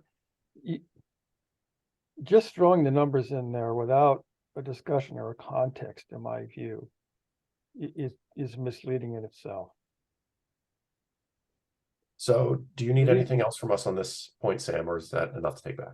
No, I think generally we can just remove it if that's kind of the committee's opinion. I mean, it would have worked better if it was those specific reporting on specific route stops within the town center, but we can take it out because I don't want to be misleading in any information is being provided in this report. If it Okay, means so moving on, take it out. We don't have the committee's opinion yet. We have a bunch of individuals' opinions. Do I have? I say take it out. Hmm? Yeah, I agree. It's misleading. We don't need it. All right. So It can I have a doesn't have enough motion information to make it relevant. Okay. Is there a second? I'm sorry. I talked over you. Did you make a motion to strike table 5? Yeah. Okay. Is there a second? I'll second it. Okay, Martin. All right. I'll do a positive call here. So all in favor of recommending that table 5 be stricken. Again, this is a recommendation because county makes final call, but it's a recommendation from the committee. Raise your hand or say aye. Aye. Okay. Stuart, did you have a vote? I said aye. Okay, sorry, I missed you. Okay, so in the opinion of chair, it's unanimous. The committee recommends striking table 5. Okay, what's next, Sam? So another key piece of information that was included from discussions last meeting was a new section 2022 holding capacity. And I'll do my best to explain it. I was not on the OPZ team that developed this data, but the county holding capacity model kind of provides a general estimate of available land or land that has redevelopment potential to provide housing within specific zoning districts. In this case, the zoning districts within the Odenton Town Center. So the model can identify vacant or underutilized parcels and apply an estimate number of dwelling units based on recent actual projects in Odenton, and then show those yields. So vacant parcels within the core, it sees that there were 11 acres and there are 34 possible units. As a disclaimer, this is just a model. It takes into a lot of assumptions. So these numbers are not 100% accurate, but kind of give a good idea of the available housing capacity that could be constructed within the Odenton Town Center. What's determined as underutilized or redevelopable parcels, we look at the SDAT data where the taxation number or the monetary value placed on a piece of land, if that exceeds what's valued in improvements, that's what we would consider underutilized or redevelopable. I think, yeah, it's assessed, or that's vacant properties. Underutilized redevelopable properties has assessed value of improvements greater than $10,000. Vacant properties are defined as parcels with assessed value of improvements of less than $10,000. So I thought it was good to include this information because we had a couple comments and questions about housing within the Odenton Town Center.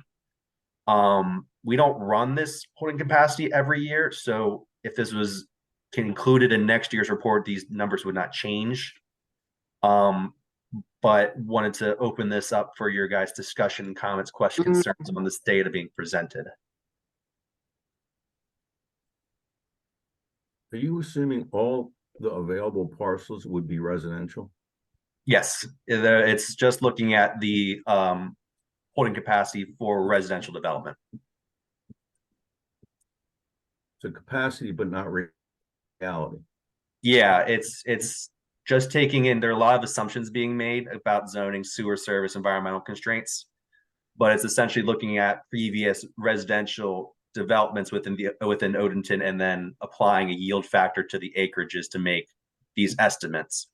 So while these aren't rounded to nearest 10th or nearest 5th, I mean they're I don't know the percent accuracy they are, but it just kind of gives a good idea to what the possibility is. Seeing how it's also kind of on the same page with the growing population in the Odenton Town Center and the expected number of households, which this holding capacity information is not included in, is not taken into account within table 10.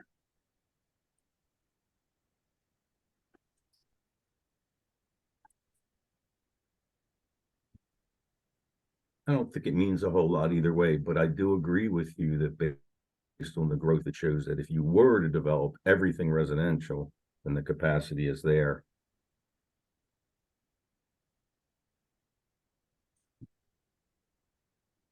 But then you got a school issue again. Yeah, it does not take into account certain APF measures such as school roads. I mean, it's just strictly looking at, okay, this is the size of the parcel, this is the number of units. So best case scenario, I guess you could say that if every APF measure was met and you maximize the amount of residential housing, this would kind of get you close to that number you could expect if everything was developed residential for those vacant parcels or underutilized or redeveloped parcels within the OTC. You said someone else wanted this reflected in the report? So this came as from a comment. I think it was related to one of your comments, Abigail, where you were curious about the types of households being reflected and if there was any information we could provide on kind of residential development. I thought it would have been good to include this information because it kind of can show the number of vacant parcels, kind of what's expected within residential development within the future or what's going on now with current developments. But let me see if I can pull up the exact comment. Abigail, you were concerned at how few houses were reflected in the Odenton Town Center, and it had to do with all the smaller single families. So this chart just represents more of a capacity or availability capacity going forward and looking at that rather than looking at what was built. I guess this is what was come up with. What they came Are up those with. acronyms just They're all for the areas of the Odenton Town Center, the core. They're the zoning districts. Yeah. okay, just to make sure that if someone reads it, they'll know what that means. Well, that's a good question too. I don't know where that's reflected either, but Yeah, if there's like I said, it's really to read too much in these things. This is actually a good thing. It shows how much capacity there is and how much growth there's anticipated in the core, and that's kind of what we want to show right now, because we don't have anything else to show, to be honest. I actually like where this is going in terms of being able to show that eventually we, in theory, will run out of build space. I mean, this is basically putting some type of marker down that says you can only get so big and so dense, and then you simply have to change your rules because you have maxed out. And I think that's what this is showing. At least that's how I'm interpreting it. And so I don't have an issue with including this. I would say please reread both of your paragraphs. There are several spelling issues, so just make sure you get those. The only thing I would add to this is back in 2010 when I was working on Town Center Commons, and we were trying to get water and sewer, and there wasn't capacity in the current plant, and that's when they put a surcharge on any of the units in the Odenton Town Center for sewer and water capacity. And based on that, they did a study of the amount of units that capacity was for the sewer plant, the Patuxent plant, without it being once again increased in capacity. So you may just want to double check the sewer analysis numbers with the forecast here on the units. And again, understanding that you're not going to build 4,000 units. There's going to be retail needed to support the existing units in future. And this isn't taking, you mentioned yourself, there's some flaws in here. So, that's the thing that worries me a little bit, but it would be a good idea maybe to check that sewer capacity, and because I think they're way off. I sort of remember 1,900 units as being the capacity. I could be wrong on that. It's been a long time. I Some of think those things I can remember. that's a so- great point, Stuart. I think, again, this could be misinterpreted if you don't have all the elements that would be needed to handle this capacity. Yeah, and I don't think that's a bad question. Okay, we know you're not going to build all these in the near future, so in the immediate future, but you're going to have to, and maybe an asterisk that school capacity and sewer Yeah. capacity will have to be modified to accommodate this, and that's the end of it. So Yeah, as just an a idea. footnote or something under Yeah, it. yeah, I think just doing that this is an estimate, and has to be based, and sewer capacity and school capacity will affect these numbers. That's all, and leave it at that. And there has to be some interpretation. Everybody, doesn't matter what you put here, somebody's going to interpret it. So I'm satisfied with it. I think it's okay, but check those sewer numbers, please. So if you could add a sentence then at probably at the end of this first paragraph that says, what are the items that are not included in these numbers? So you have the set of assumptions for zoning, sewer service, environmental constraints, but in your voiceover, Sam, you listed a couple characteristics that are explicitly not included. It'd probably be good to just explicitly state that, and that I think would account for what Stuart and Martin are saying. Yeah, I can include a sentence or two on APF requirements, APF measurements that are not taken into account, and then state that if they aren't met, then residential development can be held up. But I agree with you guys on that, of including a sentence referring to APF and how it is not reflected in this data. Yeah, instead of held up, if we can use the word modified, because held up is just a negative. Mhm. Thank you. So any other comments on tables 11 and 12?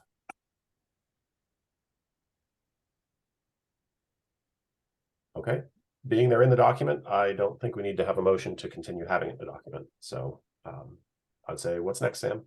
Perfect. Those were the two major items that were included from the last meeting that we took into account and brought into the report. Other comments that came up, this one came specifically from Colette asking about discussions about affordable and workforce housing.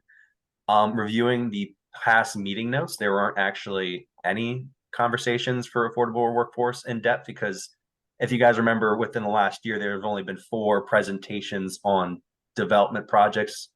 One being the the Academy subdivision lots, but they aren't providing either affordable or workforce. So there was no inclusion of that within the built environment summary, because that was not a discussion held. There were comments received about inclusion of affordable housing definition in the Odenton Town Center Master Plan and Code, but it was not included in this built environment now because it was not a conversation held in depth by the committee. To address concerns last time about modification requests, I included a quick sentence in certain presentations saying that modification requests, the OTC took no position on this modification because this request was to the county code and is outside the purview of you guys, because you all had concerns about that. It seemed like the committee didn't have any say or had any purpose with review of certain development projects. So highlighting that there was no modification position because it was outside your guys' purview.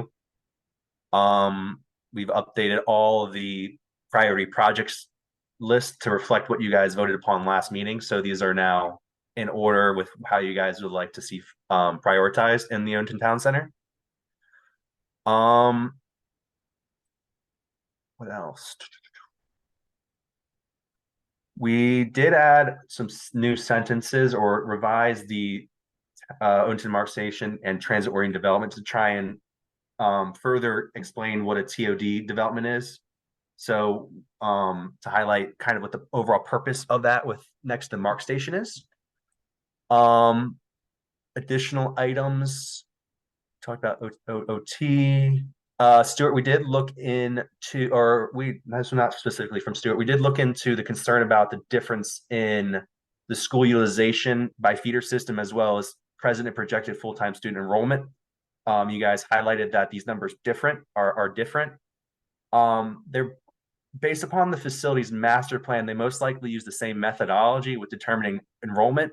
The big thing that we found was that they're run at different times of the year. So most likely that this projected, I think table 6 is probably the more accurate one because it takes into account information after the school year has concluded. So it's able to account students moving around districts to different facilities, as well as people moving out of the area entirely, as well as some other factors. So while these are different, they are still accurate to their projections, as well as the information provided on table 6. Jason, I did include a quick tidbit on what build out is to kind of highlight what this information's about, saying this is kind of the build out conditions are forecasted on county land uses within the service area boundary, whether they're connected or not. So saying that whether the sewer and water service take into account kind of the maximized usage within those service areas. And I think beyond that, I think that was all your guys' comments. If you guys have any more now, we can talk about them. If you guys have any more comments, questions, concerns about the annual report itself. I have a question of the school enrollment one, not that one, this one, where it just says changed from previous year. Do you mean the status of it changed from the previous year? Yes. So last year, so like, for example, Odenton Elementary was open, but based upon their, I think it's from Bill 9022, that they had to close it because the utilization was over. I think after it reaches 95% is when they close the school. So when you're building a new development that is in the Odenton Elementary system or boundary, it would not meet school APF. So I think that's what that's referring. Yeah, so, Sam, to her point, that yes, there's no reference to what it's yes to. Yes, I That's was why gonna say, Abigail answered the question, what is it yes to? So now you've explained it, but without that explanation, I'm not sure what that yes is referenced to. yeah, if you could think of a different title for that column. You could just say change status from previous year. Okay, because it is a status there, so that's good, Martin. Yeah. Yeah. All right, yeah, we can include that to kind of clarify that to any reader when they get to table 6. But I agree with your point, Abby, that it needs to be a little bit more clear to the reader.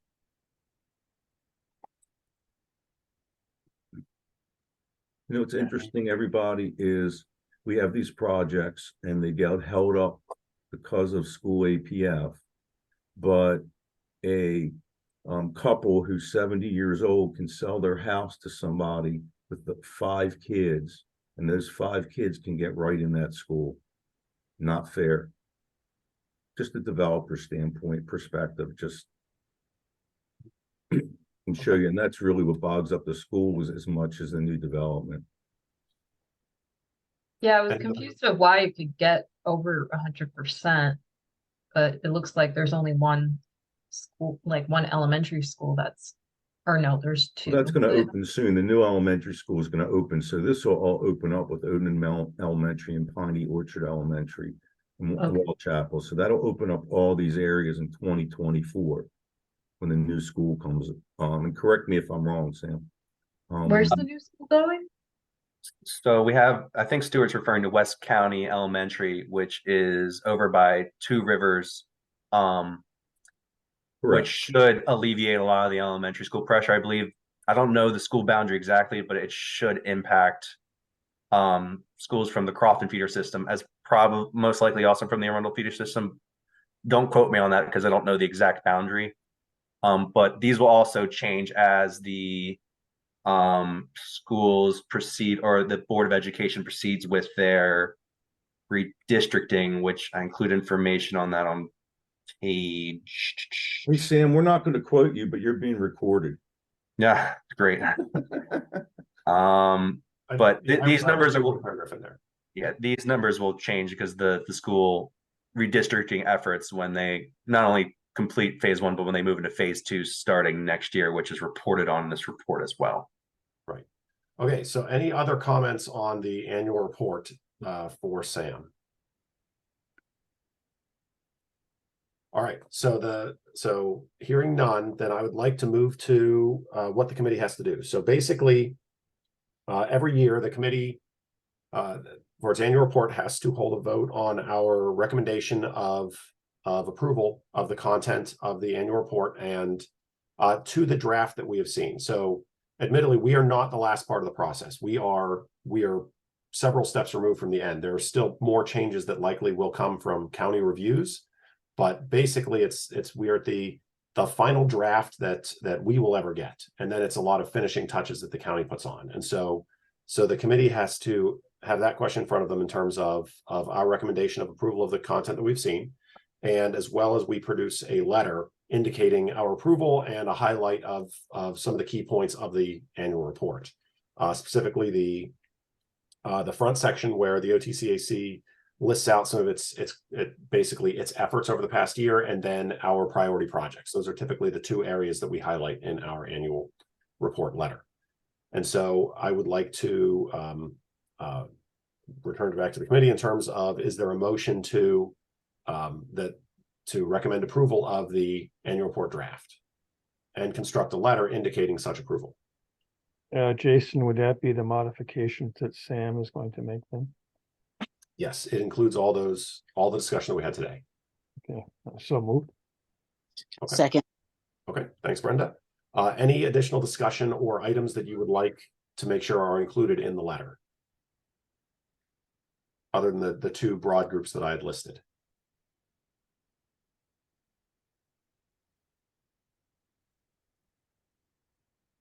Okay, so then all in favor of recommendation of approval of the master plan or the annual report draft that we have seen thus far, to include the changes that Sam has made, and then a mention in the annual report letter that here's what OTCAC has done over the past year, and our list of priority projects, and we look forward to working with the county on how we can get those funded. That would be the content. So all in favor of that, raise your hand and say aye. Aye. Aye. Okay. In the opinion of the chair, it is unanimous. So thank you. The OTCAC stance is that we approve the draft annual report, Sam, with the changes you're going to make, and as well as look forward to the county revisions and formal release of the annual report. And I will get you that letter, Mark, by no later than the end of next week, but likely earlier. Sounds good. Okay. Thank you. So okay. Thank you, Sam. Thanks for all the work you did on that as well. Like Yeah, good job. that's a lot of work. You did a great job. Yeah. Yeah.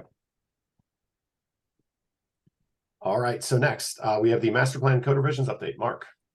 Yep. So the Office of Planning and Zoning, we've been meeting with the Office of Law for the past few months on a weekly basis to review the code revisions as well as the master plan. And we do anticipate finishing that up, passing it along to the next set of reviewers and the legislation that needs to be drafted so that it can be introduced. We're anticipating October 16th.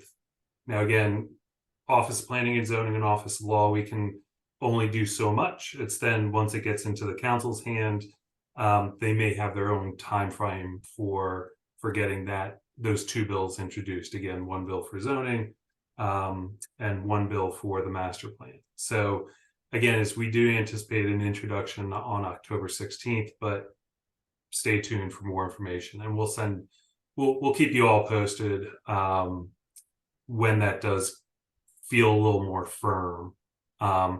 And while October 16th is the introduction, the hearings wouldn't take place until the month after it's introduced. And again, we'll keep you all posted in case you are interested in attending those meetings and supporting those two bills. Or if you want to have other friends, family, neighbors colleagues, let them know about this so they can support it, or again, come let us know where there could be some improvements to those to that legislation. So, okay. Okay, so Mark, just to be certain, let's say the 16th is when it gets introduced. I'll believe it. I don't know the county council processes. On introduction, is that where we're expected to provide public comment, or is it gets introduced and then it goes into a holding pattern? So there's no public comment on an introduction. Precisely, the latter. Okay. Yep. Okay. Just making sure. Yep. Yep, and we'll spell it out in an email, say, hey, it'll be introduced, so you'll see Odenton Town Center on the agenda, but again, it's just an introduction, and we'll say, we then, now that it has been introduced, the date for the hearings will have been set, essentially. Okay. Yep. Okay. Anything else then, Mark? No, and then once it's introduced, it has 95 days to get adopted. And then, assuming it does get adopted within that time frame, it becomes effective 45 days after it's adopted. So, again, there's a lot of wiggle room, uncertainty about whether it does get adopted, and then when it does get adopted, when it becomes effective. So, okay. Any questions for Mark on this topic? Okay. Thanks, Mark. All right, so next on our agenda is the advocacy new business. We didn't have anything specifically, but I wanted to say that Wiley's not online anymore, but the Odenton Heritage Society did send me a, well, you can't even see it because it's blurs, but whatever.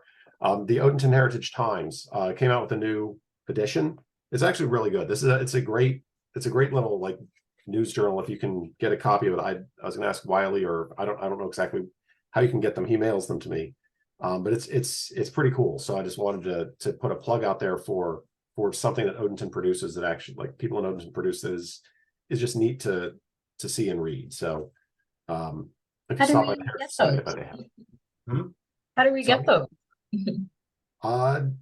What I will do is I'll email or give Wiley. I think I have to give Wiley a call. I don't actually have his You email. want to go on the I'll Odenton ask, like, how do we Heritage, get these? go on the Odenton Heritage Society website. There might be some information on there about it.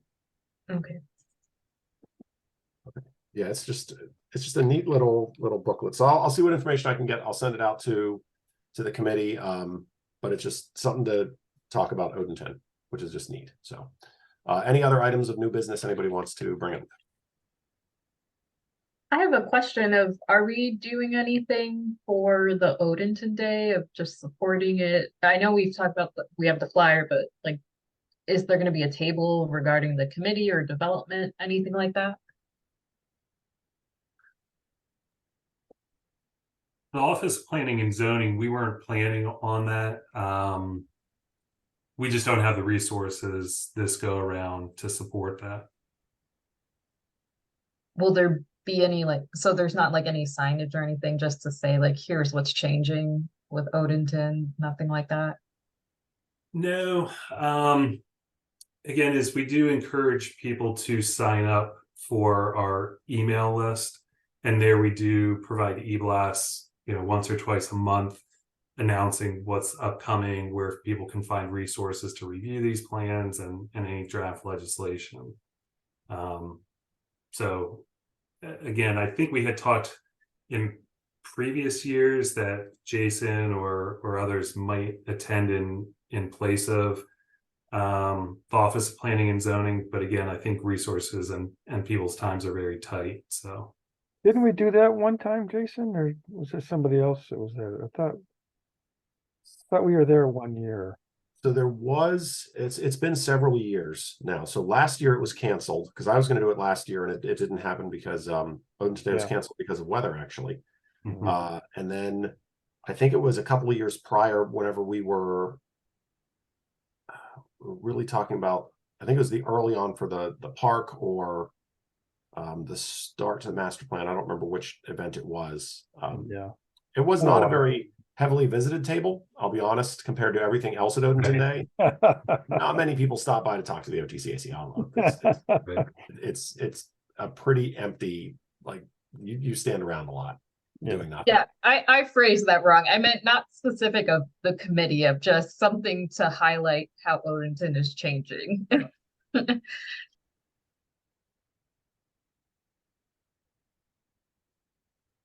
Yeah, so we I would say this year we don't really have firm enough plans. I think it's possible next year once, I mean, really we're talking about like the parking garage is really the big thing. Once more pictures come out, the plans get more firmed up. I could see kind of like a, hey, this is coming, because it's going to be a big change to Odenton. And so I Like could the see something like garage, you got that. the park, we could do at that point in time. There's a Right. couple of things that we can actually maybe get the county to do a blow up for us. There's $20 million, Mark, for you in the TIF money for you to get a couple dollars for the blow up. Just imagine. I'll submit an Here's expense. a couple of dollars off. Or maybe the lottery thing, one or the other, a couple Yeah. bucks. They'll give you. Yeah. So I think it's a good idea, Abigail. I think next year we're going to be in a better position to be able to show like some big change items that are coming, that are not as notional as they are right now, because there's still so much in planning. Yeah. But it's a good idea. Yeah. Okay. Any other comments from the committee on new business? Okay, if not, I'd like to open it up to the public. Are there any public comments in terms of anything you want to bring up at the OTCAC meeting? If so, just raise your hand so we can make sure you can speak.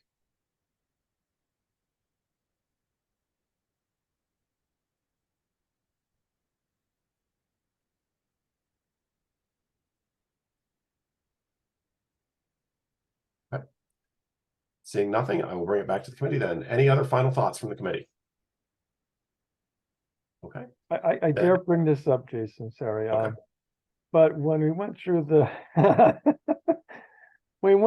parking garage and we only had the one option for the facade, I was kind of disappointed. I thought we would have more influence on, how this fits within the community. It seems like decisions are being made somewhere else.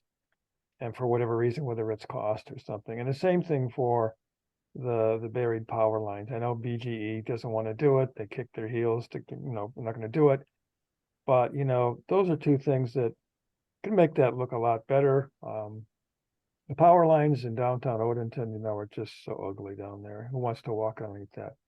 It is what it is, but I mean, I was hoping that we would have more to say or more to see in terms of options on the facade at least. So I was just disappointed in that. So Martin,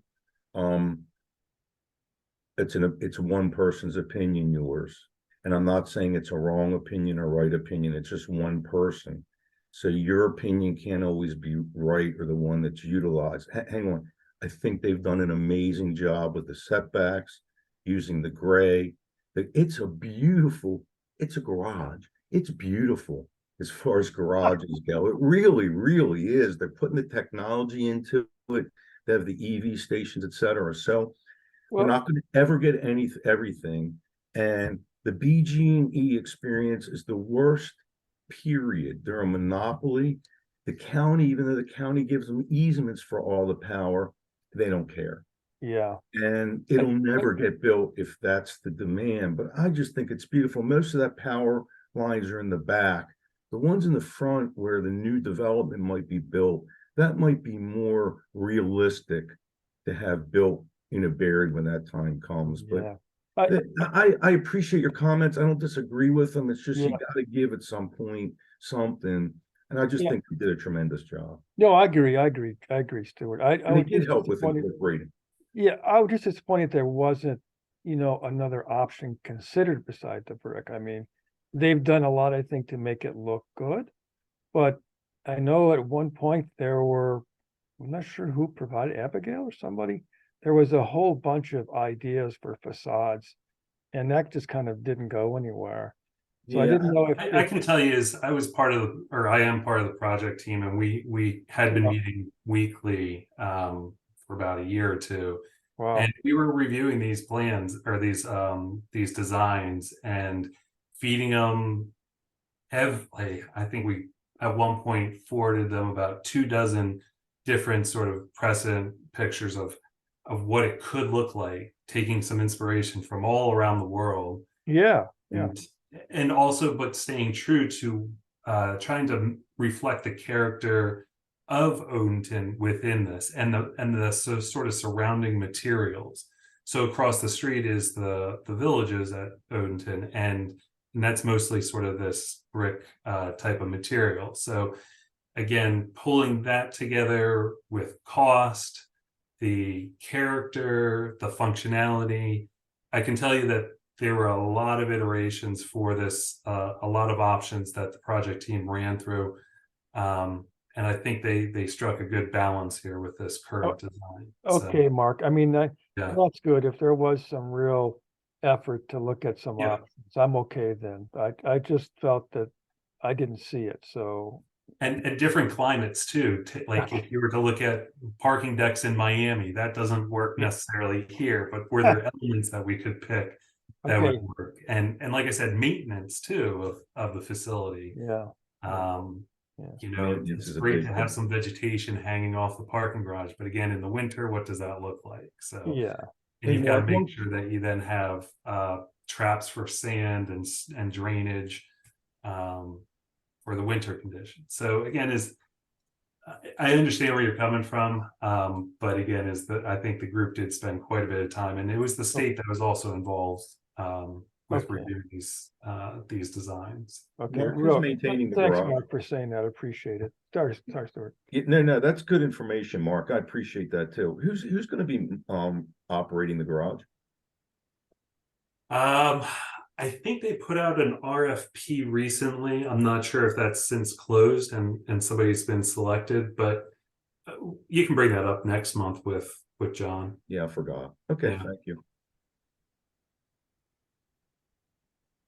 Okay, any other last comments? Okay, thanks everybody for sticking with us, and thanks to our four public attendees who stuck us into the end. I would entertain a motion to adjourn. Motion. All right, Stuart, is there a second? I'll second that. Okay, Martin, thank you. Any objection to adjourning? Hearing none, OTCAC is adjourned at 8:42. Thank you, everybody. guys. Have a great night. Thank you.